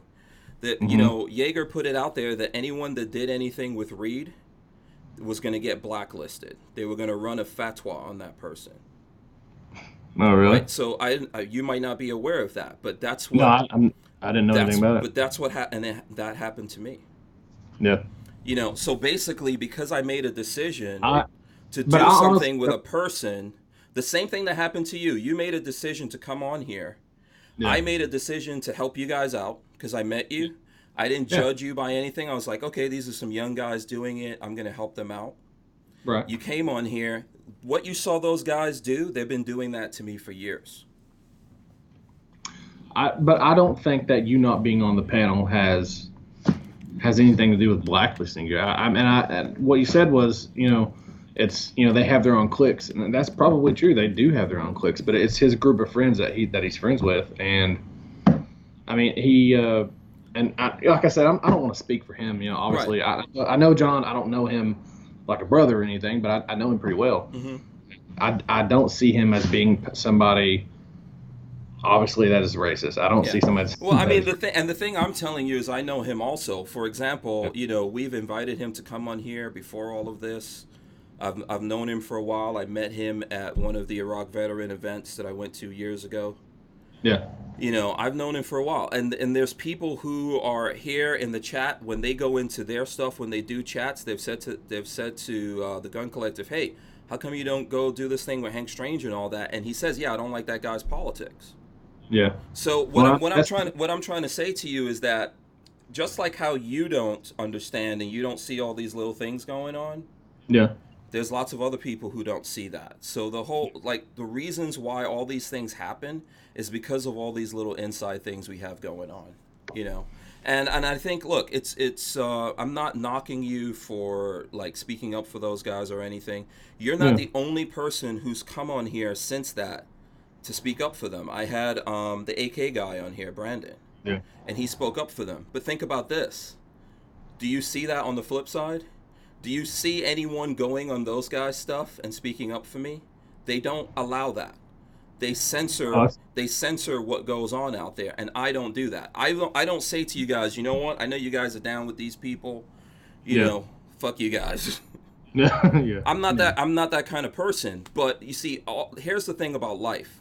Your actions will be visible to everyone, especially now in this world that we live in. Whatever you do will be out there, and it will be visible to people. Well, especially if you put it on video for people to see. Yeah, and people will see it, and they can see your omissions as well. And that's what that post I made was about. People can see the omissions that you make and the things that you do not do. So you can say whatever you want to, but people can see the things that you do not do. But I honestly think, in my opinion, that it's just him getting together with his friends, and I don't think that it's anything more than that. Yeah, and I accept that. Yeah. I mean, ultimately, that's what, like, for me, hey, I asked the question. If that's the answer to the question, I accept it. Yeah. I mean, your question was basically why is there no people of color and why is there no women up there, right? Yeah, I want to know why they don't make it. So, for example, it's not even just that. Like, you guys are young folks, younger people getting into this, right? You're new. I would like to see you up on that panel. I personally don't want to be on that panel, but I would like to see you up there. Because I think we would love to see us up there. Yeah, if you're really trying to, but like you said, they're not trying to do something for the community. They're trying to do something for themselves. But if the people out there think that they are doing something for the community, so if that was what's going on, like I'm not just doing this for myself. Obviously, I'm doing it for myself. It's my channel here. You know, I talk about me, but I try to bring on other people, and I think that would be reflected. I would like to see, like, folks like yourself, younger people out there, people from all walks of life that believe in the Second Amendment. I would like to see those people represented. And here's the thing. The reason why people care about it, because when it comes to the NRA or any other meeting that we have, there is no other event like that going on. There's no other event that's that big. There's no other event that big companies support like that. And the folks out there who are looking at us, like we were talking about the politicians, we're talking about Trump, we're talking about the NRA. Okay, that's all well and good, but your honor begins with you. And it's no good for us to talk about other people have to do shit and we don't actually do that stuff. That's just like what I believe in. Yeah. So I don't want to beat you guys up about it either. So no, that's the thing. Like, I mean, obviously we don't want to beat a dead horse. But to me, like I said, it's just like I said, we knew we were going to come on and we were probably going to talk about it. Yeah. No, it's cool. And that's why I do this, man. I'm not afraid of like having tough conversations, you know. Yeah, I mean, it is what it is. I think that there are cliques within the system. I don't doubt that a bit. But is that wrong? Like in high school, if you were to ask somebody, why don't that kid have any black friends in high school? Yeah. Well, you know what? It's having black friends. Yeah, if that's the way that it is, I get it. No, I listen, I 100% don't believe that we should make people do things. How many black people are doing YouTube like this? There's quite a few. I mean, come on, man. It's 2019. We live in America. It's not just white people in America that care about the Second Amendment. There's lots of people. There's gay people that care about the Second Amendment. As far as on a big platform like this, I know of like you, Colin Noir, and there's Marge Teray. There's Kevin Dixie. Guy from 7076 or bust. Yeah, like that dude. There's Argo J. You know, there's listen, and it's not just that. There's plenty of women doing this. Yeah. You know, there's Latinos, there's Asian people out there. There's transgender people out there for that matter. What? I haven't seen them. Yeah, there are. I've seen them. When I go to NRA, I see them. I see them at SHOT Show. There's people And that out goes there. back to me saying basically, like, do whatever. It doesn't matter to me who you have sex with. I don't really care. Yeah. No, I don't care either, man. I think, Yeah. like I said to you, like I believe in freedom. And Yeah. freedom has to be defended. The thing that we're going up against here is that we're losing it and people don't care. So there's one reason why people on our side don't care, and there's another reason why people who think they're on the other side don't care. So what I mean by that is on the people who think they're on the other side, who vote for Democrats, they think they're liberals, they think they don't care because they don't realize that guns have to do with freedom. So for example, I could tell you, I did something. I went to Atlanta has Google headquarters, right? Yeah. So I don't know if you're aware of this. In that Atlanta Google headquarters, there's a YouTube thing. You could actually go in there and make videos and stuff. Yeah. You can do that, and it'll give you like classes and stuff too, right? Yeah. So they had some kind of like meetup where as you grow on YouTube, they used to do this, and I don't think they do it anymore because they don't want to encourage people doing what I'm doing. I think they probably still do this, but I don't think they do it in our segment as much. Yeah. I don't want to speak for them either. But anyway, so as you're growing on YouTube, they talk to you and they're like, oh, this is what you could do to grow and all that. And they invite... Actually, go ahead. I did see a couple of emails from that. Right. So they... But go ahead. we're nowhere near as big as what anybody else is. So it's not like they even recognize what we're doing. Yeah, but you don't have to be big because technically what they should... See, this is what I'm saying to you. They have a platform and what they should be doing is helping people grow.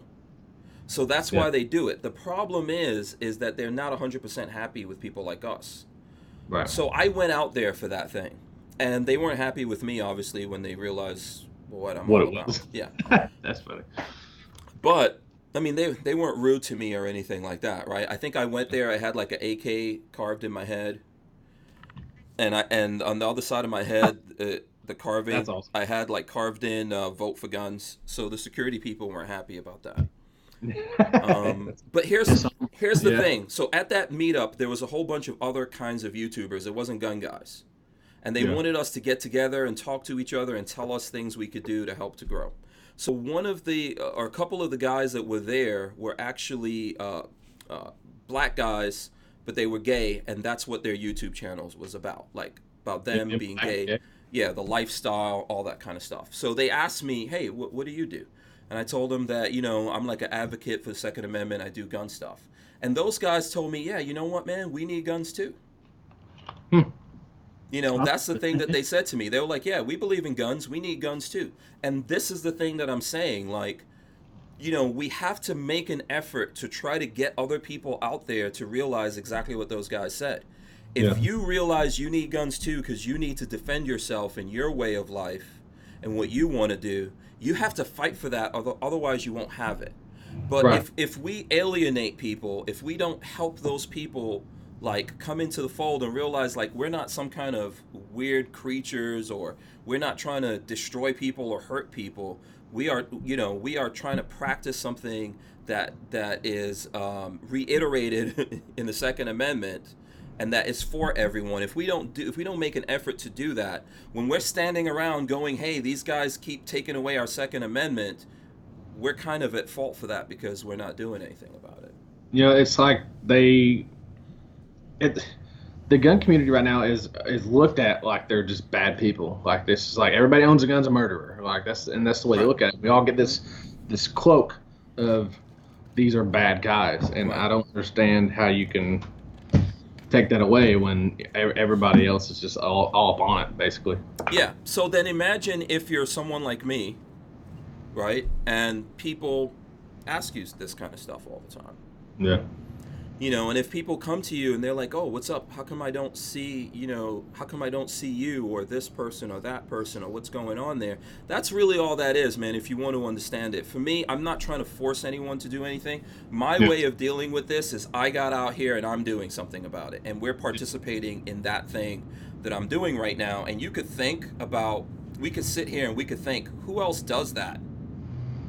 Yeah. Who else will open up and like not judge someone about how I've had people come on this on this podcast that have 0 subscribers. Yeah. You know, and we've We tried had to zero. help them. We had like 300 or 400 when we came on your show. Like we had nothing. Yeah, yeah. So I never said like, oh, these guys aren't big enough, or Yeah. you know what, there's too many bearded white dudes out there. You know, and I'm not trying to make other people do what I do. I'm just trying to say, let's think about it a little bit. That's all I'm trying to do. I'm just trying to open our minds, because I've had some of those people tell me that they never thought about this. So if you never thought about it and I didn't say anything, you're just going to keep going on not ever thinking about it, right? I could totally see that. Yeah. And I agree with you. Yeah. But on the other hand, like I said, it's not something that has to go on. I mean, he's doing it, you know, obviously to you know, get his name out there and stuff too. I mean, we're not saying that. No, I get that, man, and that's why, like, if you notice, I don't harp on that. I haven't, you know, like we haven't spoken about it. That's the problem, right? Yeah. But I have spoken about this. There's been other people that have come on, and I've had the discussion. But here's the thing: I like you guys, and what I like about you is that you're. I'm not trying to say you're kids, because you're in your 30s. You guys are grown ass. You know, I think nowadays I think there's a little bit higher bar for you to be in the category of grown ass men. Yeah. You know, so it's not like 18 really. Yeah. I'm a father to 18 and 19-year-old boys, by the way. Oh wow. So they're not grown ass men. Yeah. You know, but I'm gonna say you guys are. But I also see that I like your style. I like the way that you guys roll. I could see that you're thinking. That's the thing about all this. I could see you guys are processing things, and that's why I'm like trying to fill you in on like how I think about it, and realize that I've been doing this a little bit longer than you guys. And unfortunately, as you continue to do this, you'll get to see more and more of the things that are going on, and you'll get to realize that in lots of ways, not just things that have to do with race or sex. There's lots of ways that people are just blocking everyone, and why are we doing that? But I don't understand. Are people thinking that it is literally just a top YouTube panel? Like people are saying that it's like it's everybody that's on top and nobody else. Like, is that what they're thinking? Because I don't think that's the way it's meant to be. I think it's literally, hey, I'm getting these guys together. If you want to come talk to them, come talk to them. Like, I think that's how it is. Yeah. Josh, what were you going to say? I was kind of saying, like, with what you're saying is I sit here and I was listening and I was processing and stuff like that. Is a lot of people and I can kind of see that, is they see the 2A community as it's one way. Mm-hmm. And I can kind of see that, and I can see how people could take that is you have other people within the 2A community that are, how do I say that, almost afraid to speak out and stuff like that. It's like, oh, well, I don't fit this category, or I don't fit this type of 2A community. And I can see that, you know, like you were saying, you know, you went to the conference and you had two gay males that were like, oh yeah, we defend our lives, and now what's the chances that they would go to NRA annual meeting? I don't know. I know that when I go, just like when you guys go, you see lots of black people walking around there, right? Yeah. Right, but I mean, you see lots of families, you see lots of women, kids. You know, but in social media, they see this and they're they like, see it as old white men, though. They see it as old white men, and they're kind of intimidated by it. But it's our responsibility to try to change that. You know, that's what I'm saying, because and I can agree with forget about the media or anyone else. We need to change it for the people who could potentially become, like, guns are gateway drugs to freedom for me. And I think when I completely agree with that. I think when people start to realize that, and they're like, oh, these guys really aren't that bad. They're not really going to care about who I am or what I'm into. You know, for example, I'm not like, I didn't come from military or law enforcement. I'm an artist. Yeah. You know, right. I'm a guy who grew up like making videos and producing hip hop music and stuff like that. And what bothers me is when I look, I was never big in the hip hop world or anything like that. I didn't make it that far, but I grew up in hip hop, right? I graduated high school in 1988. So the thing is that it's yeah, you know. So the thing is that when I look back at even like let's say the hip hop community, I don't know what kind of music you guys are into. Well, everything. Yeah. Yeah. So, no, I like everything. So when I look back at that, and I see those guys who are clearly gun people, in the hip hop community, they're clearly gun people. Yeah. When they don't realize that they have a Second Amendment right, when they don't realize that they don't have to get arrested because they're defending themselves. Now, if they're like attacking people or trying to take things from people that don't belong to them, those people that they're attacking also have a Second Amendment right, right? So when they don't realize all of this, I'm like, man, we're missing out on opportunities, because there's a lot of things where I don't agree with everything that the guys in the hip hop world do. I'll tell you that right now. Yeah. I'm not trying to destroy people's lives. I'm not trying to take stuff from them. I'm not trying to disrespect people or whatever. But there's common ground that we have that we can get on each other's side, because the things that they're supporting people like Kamala Harris, they're going to support her. And what she's going to do when she gets in there in that 100 days, when she writes these laws into effect, do you know who's going to put it in jail? It's going to put people that look like them in jail. Yeah. And they're supporting it, and this is what we did in the past with drugs, right? Yeah. Yes. So we're missing out on that opportunity to talk to those people and to talk to other people, and we can't just sit here and keep doing things the old way that we used to do it. Yeah, the Second Amendment's for everybody, no matter what. I mean, it is everybody's right. Yeah. So I completely agree with it. I think that, how do we reach out to these people? How do we let them know that, like you said, it is your Second Amendment right? How do we get them? How do we get them on board? How do we get them on the train? So the thing is that when I go to events, I go lots of places, I do lots of things, and there's folks out there who are in those categories. So at NRA, those people are there. Yeah. And when they see that, they ask themselves that question too.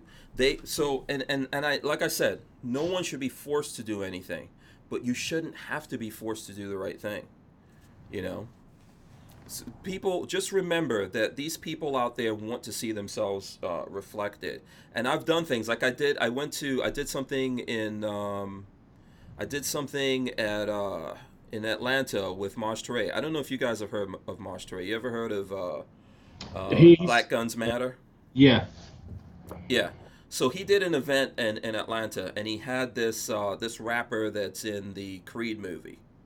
The boxing movie, Creed. Yeah. I've never seen it, so. Yeah, I haven't either. I'm not incredibly I know what athletic. it is, but I haven't. Yeah, I'm not very athletic. I'm not a huge Rocky fan, so. Yeah.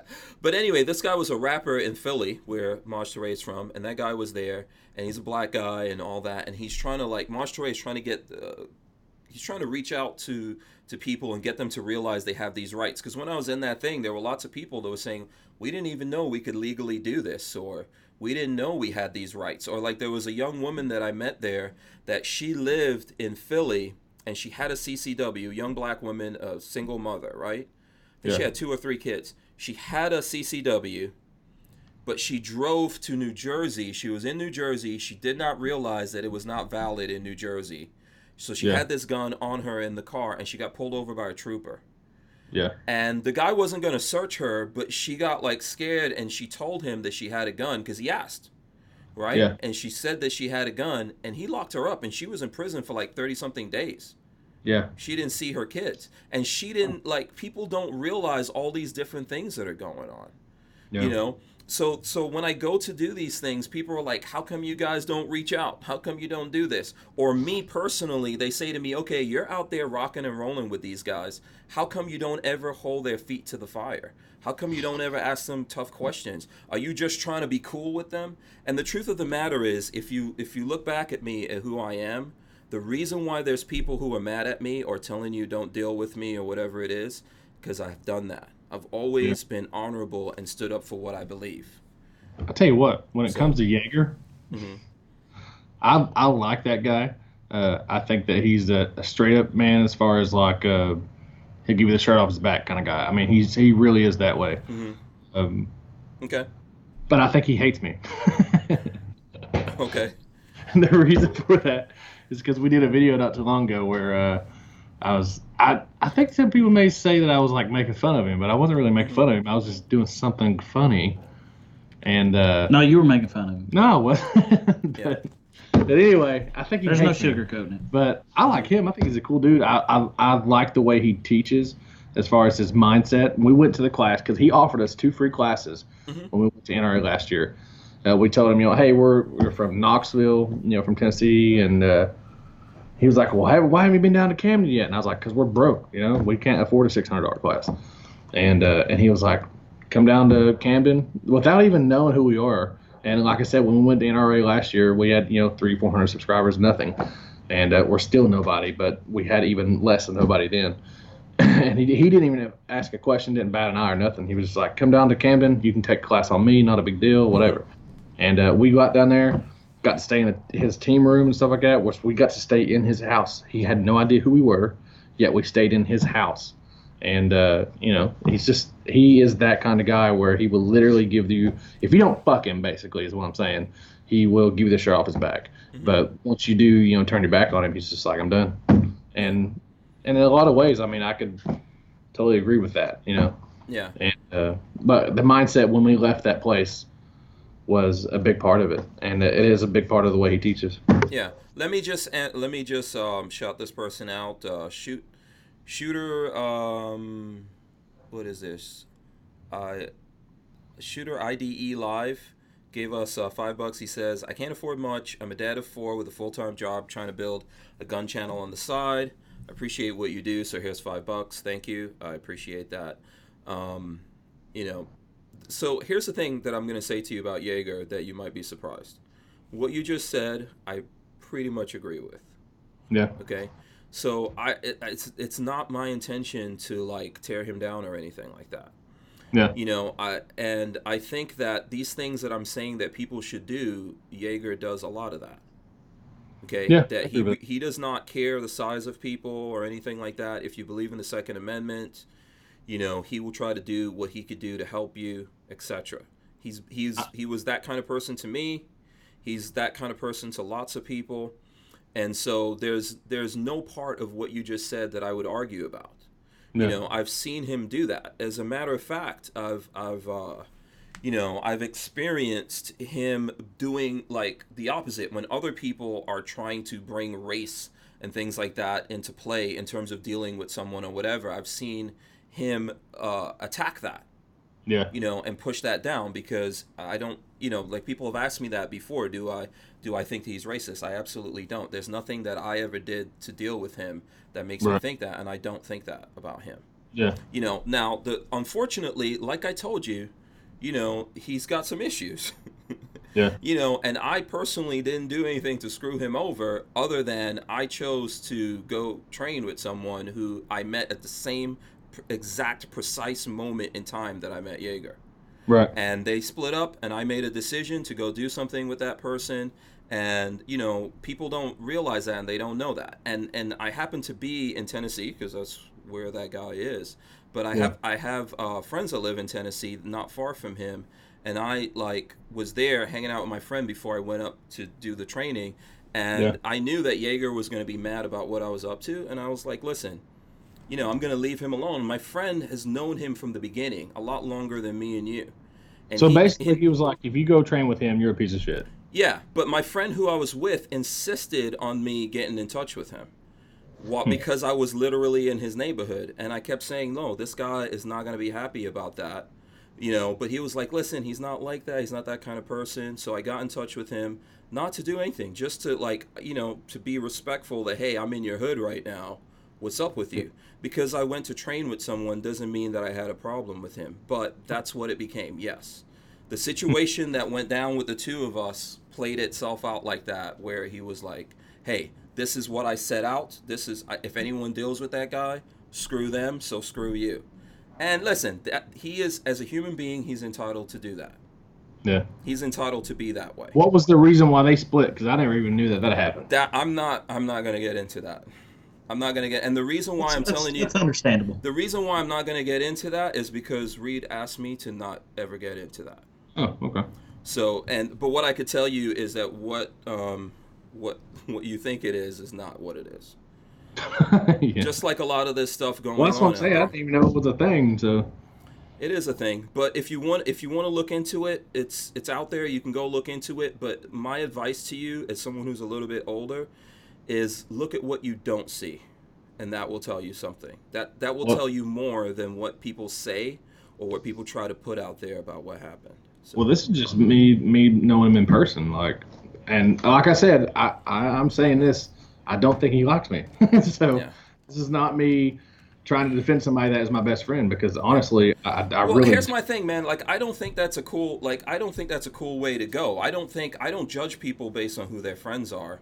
Even if me and their friends in the gun community, we don't get along, I'm not going to judge that person on who their friends are. Right. Yeah, but I'm saying, like, this is not me sticking up him because he's my friend. Like, I literally think he doesn't like me.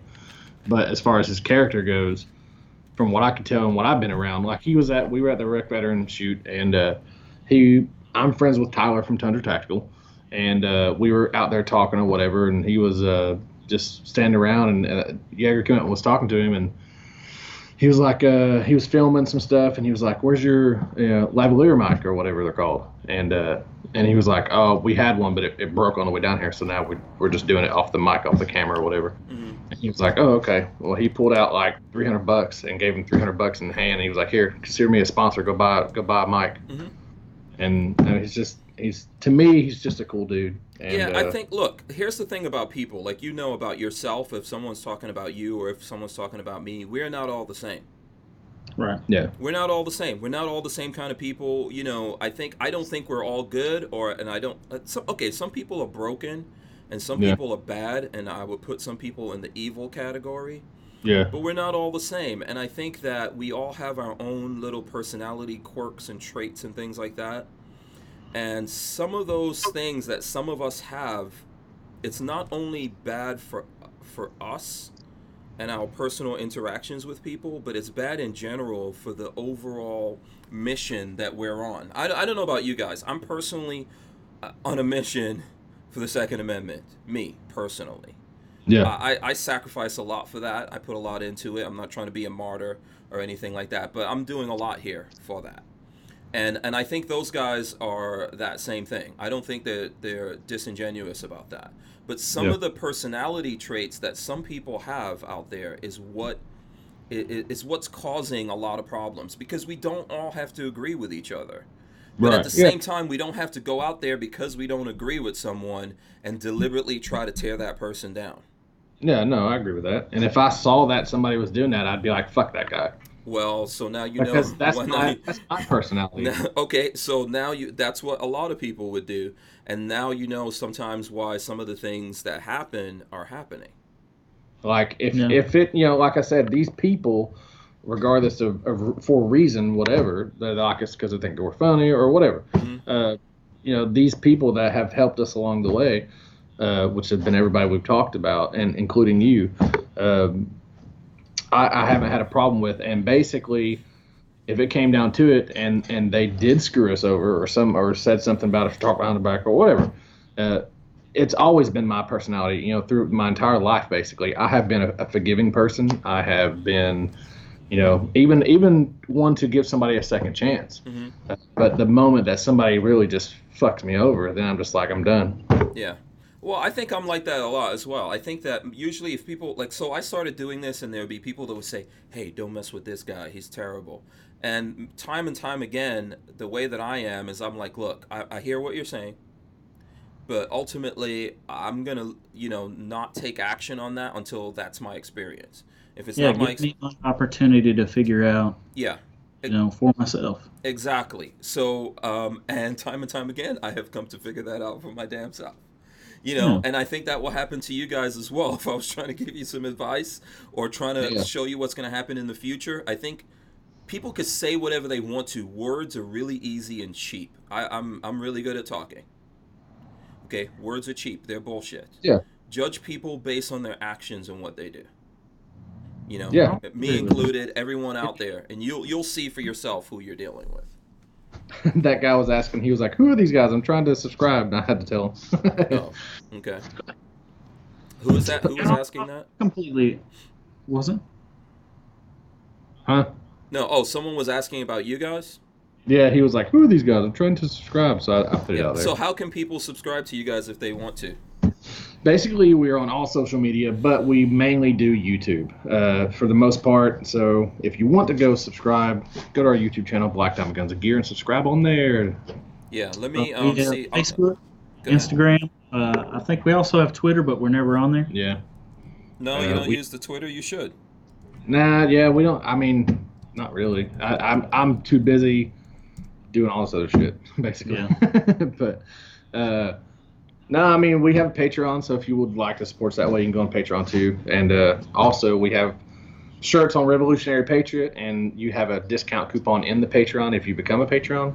Okay. So I'm gonna throw up your YouTube page right here so people can see it. cool. Okay, thank you. Yeah. Yeah. So. And we are grateful for you helping us out too, man. Hands down. You don't go without mentioning. Also, I mean, you're one of the guys that helps us out along the way too. That's cool. I appreciate that, man. I mean,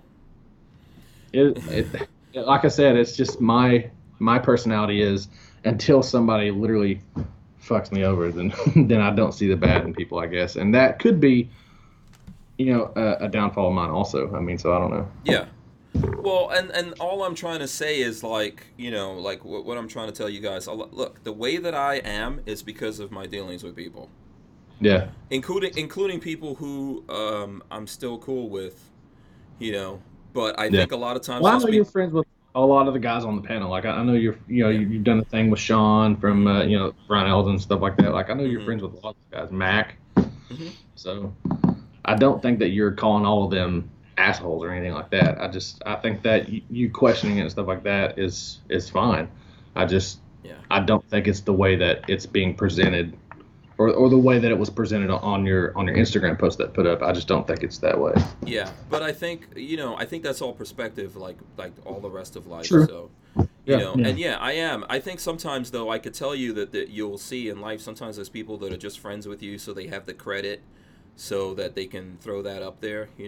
Like, hey, I've got one black friend, kind of deal, which is fine, whatever. And then there's other people out there that I could say these are really people who are my friends, and I know that. So I think for all of us, we know those people who are playing those games and everything. And look, this is never like a comfortable thing to deal with, but it happens everywhere. Yeah. It happens in every community, and the guys who do car stuff and the guys who do tech or whatever, all that kind of stuff happens. But we have to to mature. We have to get over these things. Honestly, the weird thing is, like, I played music for forever. I was a drummer in multiple bands, and it was trying to make it, or whatever you want to call it. Ever since I've been like 16, and that world, like playing in local bands and trying to, breaking out and trying to play for bigger bands and stuff like that. Like I've played in front of Filter, I played in front of Theory of a Dead Man. I've played in front of huge bands and stuff. Mm-hmm. But the thing is, like, that world is so cutthroat, it's ridiculous. at a local band. Do you think it's different from this one? I do, man. Do you think it's more cutthroat? No, I think it is. I think this one is different because for us it was anyway. It may not be for somebody else, but for us, we literally got there, and when I say got there, I mean to NRA last year when we started doing this. Mm-hmm. We got there, and we were literally, it was like open arms. They brought us in and, hey, meet this guy, talk to this guy, whatever. And they just did everything they could to help us out, including you, who we met down there. That's the way it should be. I think that this community is different compared to the music environment that I was in before. Okay. Well, let's see how it is as you get deeper. I think it's a lot the same because you got human beings. That's the thing. It's the human, just like how we say that it's not the guns that kill people, it's the people that kill people. Right. I don't think it's the communities themselves and what it is. It's the people that are inside of it, and we have to try to be better people. So Richard Hughes, I'm going to throw this up here. He says, and he's my friend. Richard Hughes says, I have two friends of color, so no one can say I'm the guy with only one. And what I would say to that, like maybe one of his friends of color is me, and the other one is his parakeet, Pebbles. So I don't know if that counts. That doesn't count. That doesn't count. All right, I'm just teasing him. Let's see. Okay, man, we got some time here. Is there some other stuff you guys wanted to get to? You're going to be at NRA. Are you doing any? Yeah. Are you just walking around? Yeah, last year it was all about who can we talk to? Who can we get on camera? Mm-hmm. This year, totally not even doing that. I think last year we got there and it was more or less like like I said, who can we talk to? But now it's just kind of like, we're just going to hang out with everybody. Mm-hmm. So, we're gonna be around, and we're gonna, throw it on our Instagram and stuff like that, where we're gonna be at, like Instagram story or whatever. Okay. Of course, we're gonna have a camera with us, and we're probably gonna do some vlogging type deal, but it's not gonna be nothing like interviews or no shit like that. We're just gonna hang out, talk to people, go to a bunch of different meetups. We got a couple of things that we're gonna go to. Friday, Saturday, and Sunday, so it's all planned out. Yeah. Not only that, but I mean, it also, to me, this is me personally, is doing it for the subscribers. I mean, the people that follow us, one of our subscribers may not get to go to NRA annual meeting. Yeah. Doesn't mean that they can't miss out on the experience. Yeah. So we are actually bringing that experience to them. Yeah, you know what? I think that people appreciate that, right? This is the thing, like, we can get all caught up in our personal things, but ultimately there are people out there that can't get out to these things that would love to be part of it. Yeah. They can't necessarily do that, and they live vicariously through us. Yeah, I agree with that. Yeah. I mean, I have for years. I still do, man. I mean, through these other, bigger subscriber-based YouTube channels. I mean, I still live through them, vicariously through them. So yeah, I can't get a Liberty Safe, Not yet. No. You can, but you're gonna cry. Have to pay for it, probably. Yes, definitely gonna. We're gonna cry. But you're gonna cry. But and it's not guaranteed you're gonna get the same views either, my friend.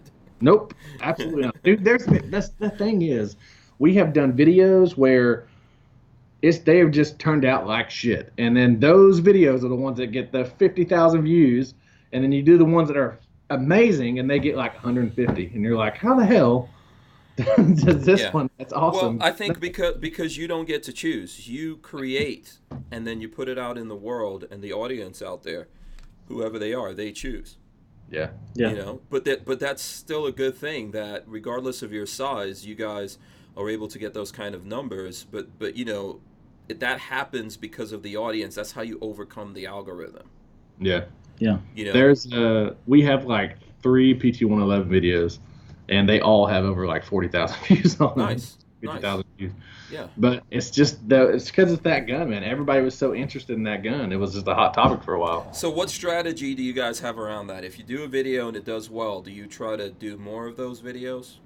Yeah, well, I think that basically we've just kind of grown in the process. Like, we try to be ourselves basically in all of our videos.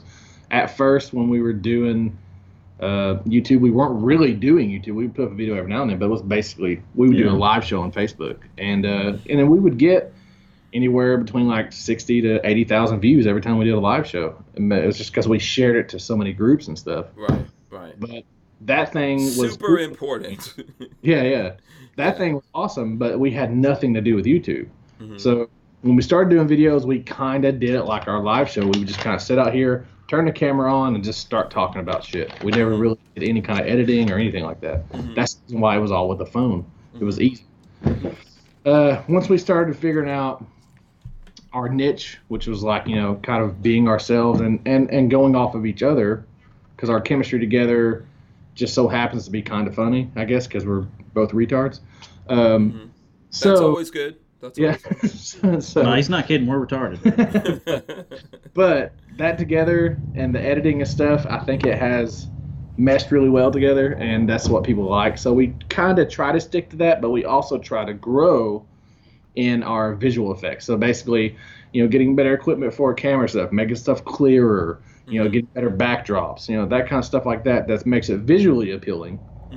Just growing over a period of time and just figuring those things out as we go, basically. Yeah, I would say I think the way that you look at music.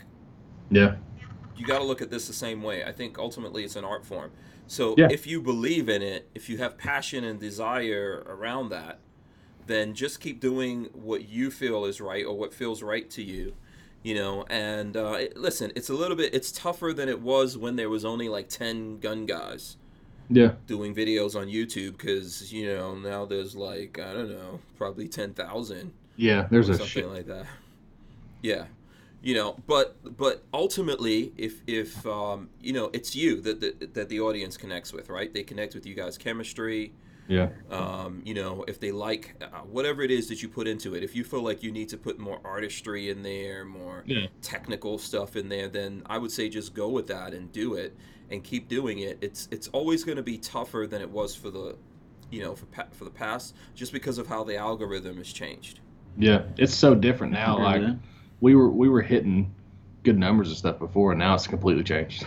Yeah, So it has. It's tough, but keep doing it, man. And I would really look. I don't have any kind of financial. I don't know what anyone thinks about that, but I don't have any kind of financial stake in Gunstreamer. I would suggest, but because of all the stuff that I've gone through here, I've realized how important it is to be on a platform that's supporting you. Yeah. So I'm just going to tell you that YouTube is not supporting us. They're writing the algorithm against us. It's for Oh, me. yeah. You know, you guys think that I have a big channel. You know, I'm probably approaching 80,000 subscribers over on Hank Strange. But no matter what I do when I put up a video and I have social media and all that and I share stuff, they suppress the crap out of that video. And they, like, recently in the last couple of weeks, every video I put up, they demonetize it. Yeah. I actually asked to be monetized like a couple months back. Well, whenever we hit 1,000, which was 2,000 subscribers ago, and I never even got an email back saying no. So, yeah. Well, it's tough, and so what I'm saying to you about that, actually, kind of glad I didn't get monetized though. Yeah. Well, and so here's the thing. Like sometimes I overcome that. Sometimes I overcome the gravity of that. But a lot of it, like people are like, wow, how come more people aren't watching this? It's all because of YouTube.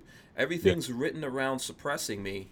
And ultimately, I think even though it doesn't look like it, you need a platform that is not writing stuff in there to take you down. So that's why I say, like, just sign up for Gunstreamer. When you do it, you can actually put in a little request there for them to pull your videos, so you don't have to do anything else if you don't want to. Yeah. Every time you put up a video on YouTube, it'll pull it over. They'll pull over your whole library and it'll sit on that platform. So, oh, no shit. That's awesome. Yeah, so if YouTube deletes your channel or something, you're gonna have Gunstreamer. Gunstreamer has an app for the iPhone. Oh, they do? Yes, they have an app. That's what I was curious about, because a lot of people, the reason why they use YouTube is because it's so freaking easy. It's an app. You get on your phone, you push a button and you're there. And you're there, yeah. There's cars going by. Yeah, there's a plane or something landing. So okay. Just a big redneck with a big pipe on his thing. But if you do, I thought GunTuber was Gunstreamer. Gunstreamer. I thought Gunstreamer, and the other one. What was the other one that was there? It was like a. You know what? Hold on. Someone. Full 30. Utah. Full 30. There's Full 30. Yeah, Full 30 is out there. And I'm on Full 30 as well. And there's Utah Gun Exchange, something like that. I forgot exactly. Okay, but that has problems. I don't know if that's actually out there doing whatever anymore. But those are all websites, so they're not really apps that you can get on that make it easy like YouTube does. Yeah. Well, so this is the thing. Gunstreamer has an app. I've got it on my phone. Also, they started something called Contributus that works like Patreon. Oh, cool. So people can within the actual program within the thing. So you can put your videos. Awesome. Here's what I've done. All my videos that are getting demonetized on YouTube, I'm putting them into a certain playlist, and then I'm putting that under a tier where people, if they contribute like $3 a month, they can watch all those. And that library is growing. So because YouTube just keeps hitting me all the time. So I think there's lots of things going on there, and maybe there's some things coming along. But ultimately, we all need to do it. And I could tell you guys, Sucha's over there, Hickok's over there. There's a bunch of people. So you might want to. So my question is you said that it isn't in the Apple, what is it, iStore or whatever it is, Gunstreamer. Yeah. So how long is it till Apple decides that they're not going to put it in there? I don't know. That's because I know that like Gunbroker was in Apple iStore for a while, and then they stopped supporting it here recently. So I know that a lot of the 2A friendly apps and stuff like that are getting kicked out of Apple. I just didn't know if that's something with Apple. Look, you're making a good point. The thing that we have to do about that is what I said earlier, that we have we have to support things that come out that are like that. So, for example, even like we don't want to support them because they're going to fail. And we think, man, these things are going to fail. I don't want to take my time to support them. Well, that's why Gunstreamer, the other thing I was talking about was YouTube, but Gunstreamer, I'll opt out of gun control. I reminded us of that. But Gunstreamer, that's why they're able to pull the stuff over, right? So we need to support them. But yes, can Apple do that? Yes. So ultimately here, we're going to need to own our economy. This gun economy is pretty big. And that's not just up to you guys. That's up to you, the developers out there, the audience out there, the manufacturers, all of that. We all have to get together and we have to prepare for that day. Because even one day for Gunstreamer, the whoever they use as their servers can say, hey, you guys are doing gun stuff. We don't want to be your server anymore. So it's up to them, though, to prepare for that. And I've had those conversations with them. That's a lot of what I spend my time and energy trying to do, I try to, I've had those guys come on the show if you want to go look at some of those shows. But you can also reach out to them. But with YouTube, they're not going to talk to you. But you can literally talk to the Gunstreamer guys. That's awesome. So I think we just need to we need to do that. And then, yes, you're right. You're making a really good point. We need to prepare for those days and get out there and work for that. Wow. I think the more that we support it is in the Apple iStore. I mean, they're going to look at it and they're going to be like, wow, they're going to make money off these apps. Mm-hmm. Yeah. So if we make them big enough, they're probably going to be like, wow, we're going to take a hell of a cut if we do. Yeah. And there's ways, like if let's say you have an iPhone and Apple doesn't want to support it, there's still ways. We can still do what we need to do. That's what Google did back in the days. Like Apple would not let Google have an app. So, that's true, yeah. Yeah, basically you could just bookmark Google on your browser, and then you can have it in there, and you could kind of use that as the trigger for the app. There's always workarounds, and we just have to keep doing that. We can't give up because, people don't like us. Right, yeah, that's true. So, all right, listen, I'm going to wrap it up. I don't know what the heck ever happened to Walter, but I'm assuming he's still in the shop. Well, let's hope he's okay. Well, our question is about NRA is I see a lot of people doing they're doing appearances at booths. Is there any appearances for you at NRA? Yeah, I'm going to be – hold on. I got to see if I can figure out. Because we ain't got no appearances, just to let you know. So I'm going to tell you guys so there's a company, Accutech, that's getting into the whole AK thing. Okay. And I'm going to be in their booth, but they're sharing a booth with someone. So let me see if I can figure out. I said it yesterday. Now, what do you mean AK thing? What kind of AK thing? Oh, God. Here we go with AKs. So they're making a barrel for the AK. They're not really making a receiver yet. I was talking about this yesterday, but they're making a pretty good barrel, and then they're building up an entire gun around that. So, you got to come check the thing out. So that's what I can tell you. They're a really young company, and they're sharing a booth. So, I'm going to be there hanging out with them, try to get some attention. You guys can come by and visit me and hang out over there. Most definitely. And meet those guys. When is the time you're going to be there? I'm not sure, man. I don't like making plans. In case you know. I got you. What's the booth number for everybody? It's booth 3160. So, there's going to be a couple. I don't think it's going to be under Accutech because they're sharing a booth with someone that I know. There's basically a guy who gets a booth there, and I guess these companies pay him, and they get to come to the show and talk to people. He's a cool guy. I've discovered some things from there, and so I'm always hanging around there. So I'm going to help those guys maybe bring a little bit more attention to that. And if you want to come by and ask them all the questions about the AK and stuff like that, you could do it, or just hang out, take pictures. I'll probably put it up when I'm there. Put up stuff on social media. But other than being there, I'll just be roaming around. But if you guys wanted to meet me there or meet me somewhere else, we could. Yeah, I'll get a hold of you. We'll get there. Yeah, we'll work that out. We'll make that happen. Is Lola going with you? Yes. Cool. So here's the thing. You got to. We're actually bringing our wives this year. So. Oh wow. Okay. Yeah. Yeah, that's. When you said you're bringing your wives, you put your hand close to Josh. Well, I thought you always. Partners, we share wives. We got sister wives. We do that whole thing. Josh is not laughing. East Tennessee. Yeah, he's not laughing. This is not funny. Listen, tell the folks out there one more time how they can get in touch with you, how they can follow you guys, communicate with you. All right, guys. Our main source of social media is YouTube. We are Black Diamond Guns and Gear on YouTube, and we also have Instagram and Facebook. We also do Twitter sometimes. But mostly it's all YouTube, guys. We try to do a YouTube video every Tuesday. It's called 7/6 Tuesday videos. And we pretty much are just a growing YouTube channel. And We're on Instagram. We're on Facebook. We will be putting our positions and stuff when we go to NRA on Instagram stories and stuff like that. We'll be at the panel. We will be at some other get-togethers, Barnauls thing, and then I think Sean from We Like Shooting has a thing. We're going to be at it on Saturday. So we're going to be around. We're going to be there. So if you want to come and hang out with us, you can message us on Facebook or just watch our stories. Okay. And also, is Sean's thing the Firearms Radio Network related thing? Okay, so if anyone's looking for that, I think it's Firearms Radio Network. Yeah, Firearms Radio. Okay. Now the Barnauls thing, I can't remember. Is that like a public thing? I can't remember. I think so. Yeah. Okay. Yeah. Cool. Usually, so guys, if you want to meet us at NRA, we'll shake hands and kiss babies. We'll do whatever we have to do. Yeah. So. Absolutely. I encourage you guys out there to follow these guys. I think they're pretty cool. They come here, chop it up with us. And they don't throw softballs and stuff like that, which I appreciate, right? They really get in here and talk about it. So encourage them by following them on whatever social media you have and checking out their videos and things like that. And buy our shirts on Revolutionary Patriot. Yes, there you go. Revolutionarypatriot.com, is that what it? Okay. It's under his collections tab. Okay, under collections. One of our Patreons, you can, okay, I got a question. Is it Patreons or patrons? I don't know, man. Anyway, I'm gonna say patrons. Okay, if you go on that platform, you can become a tier guy there. It doesn't matter what you do. You can do it for $1.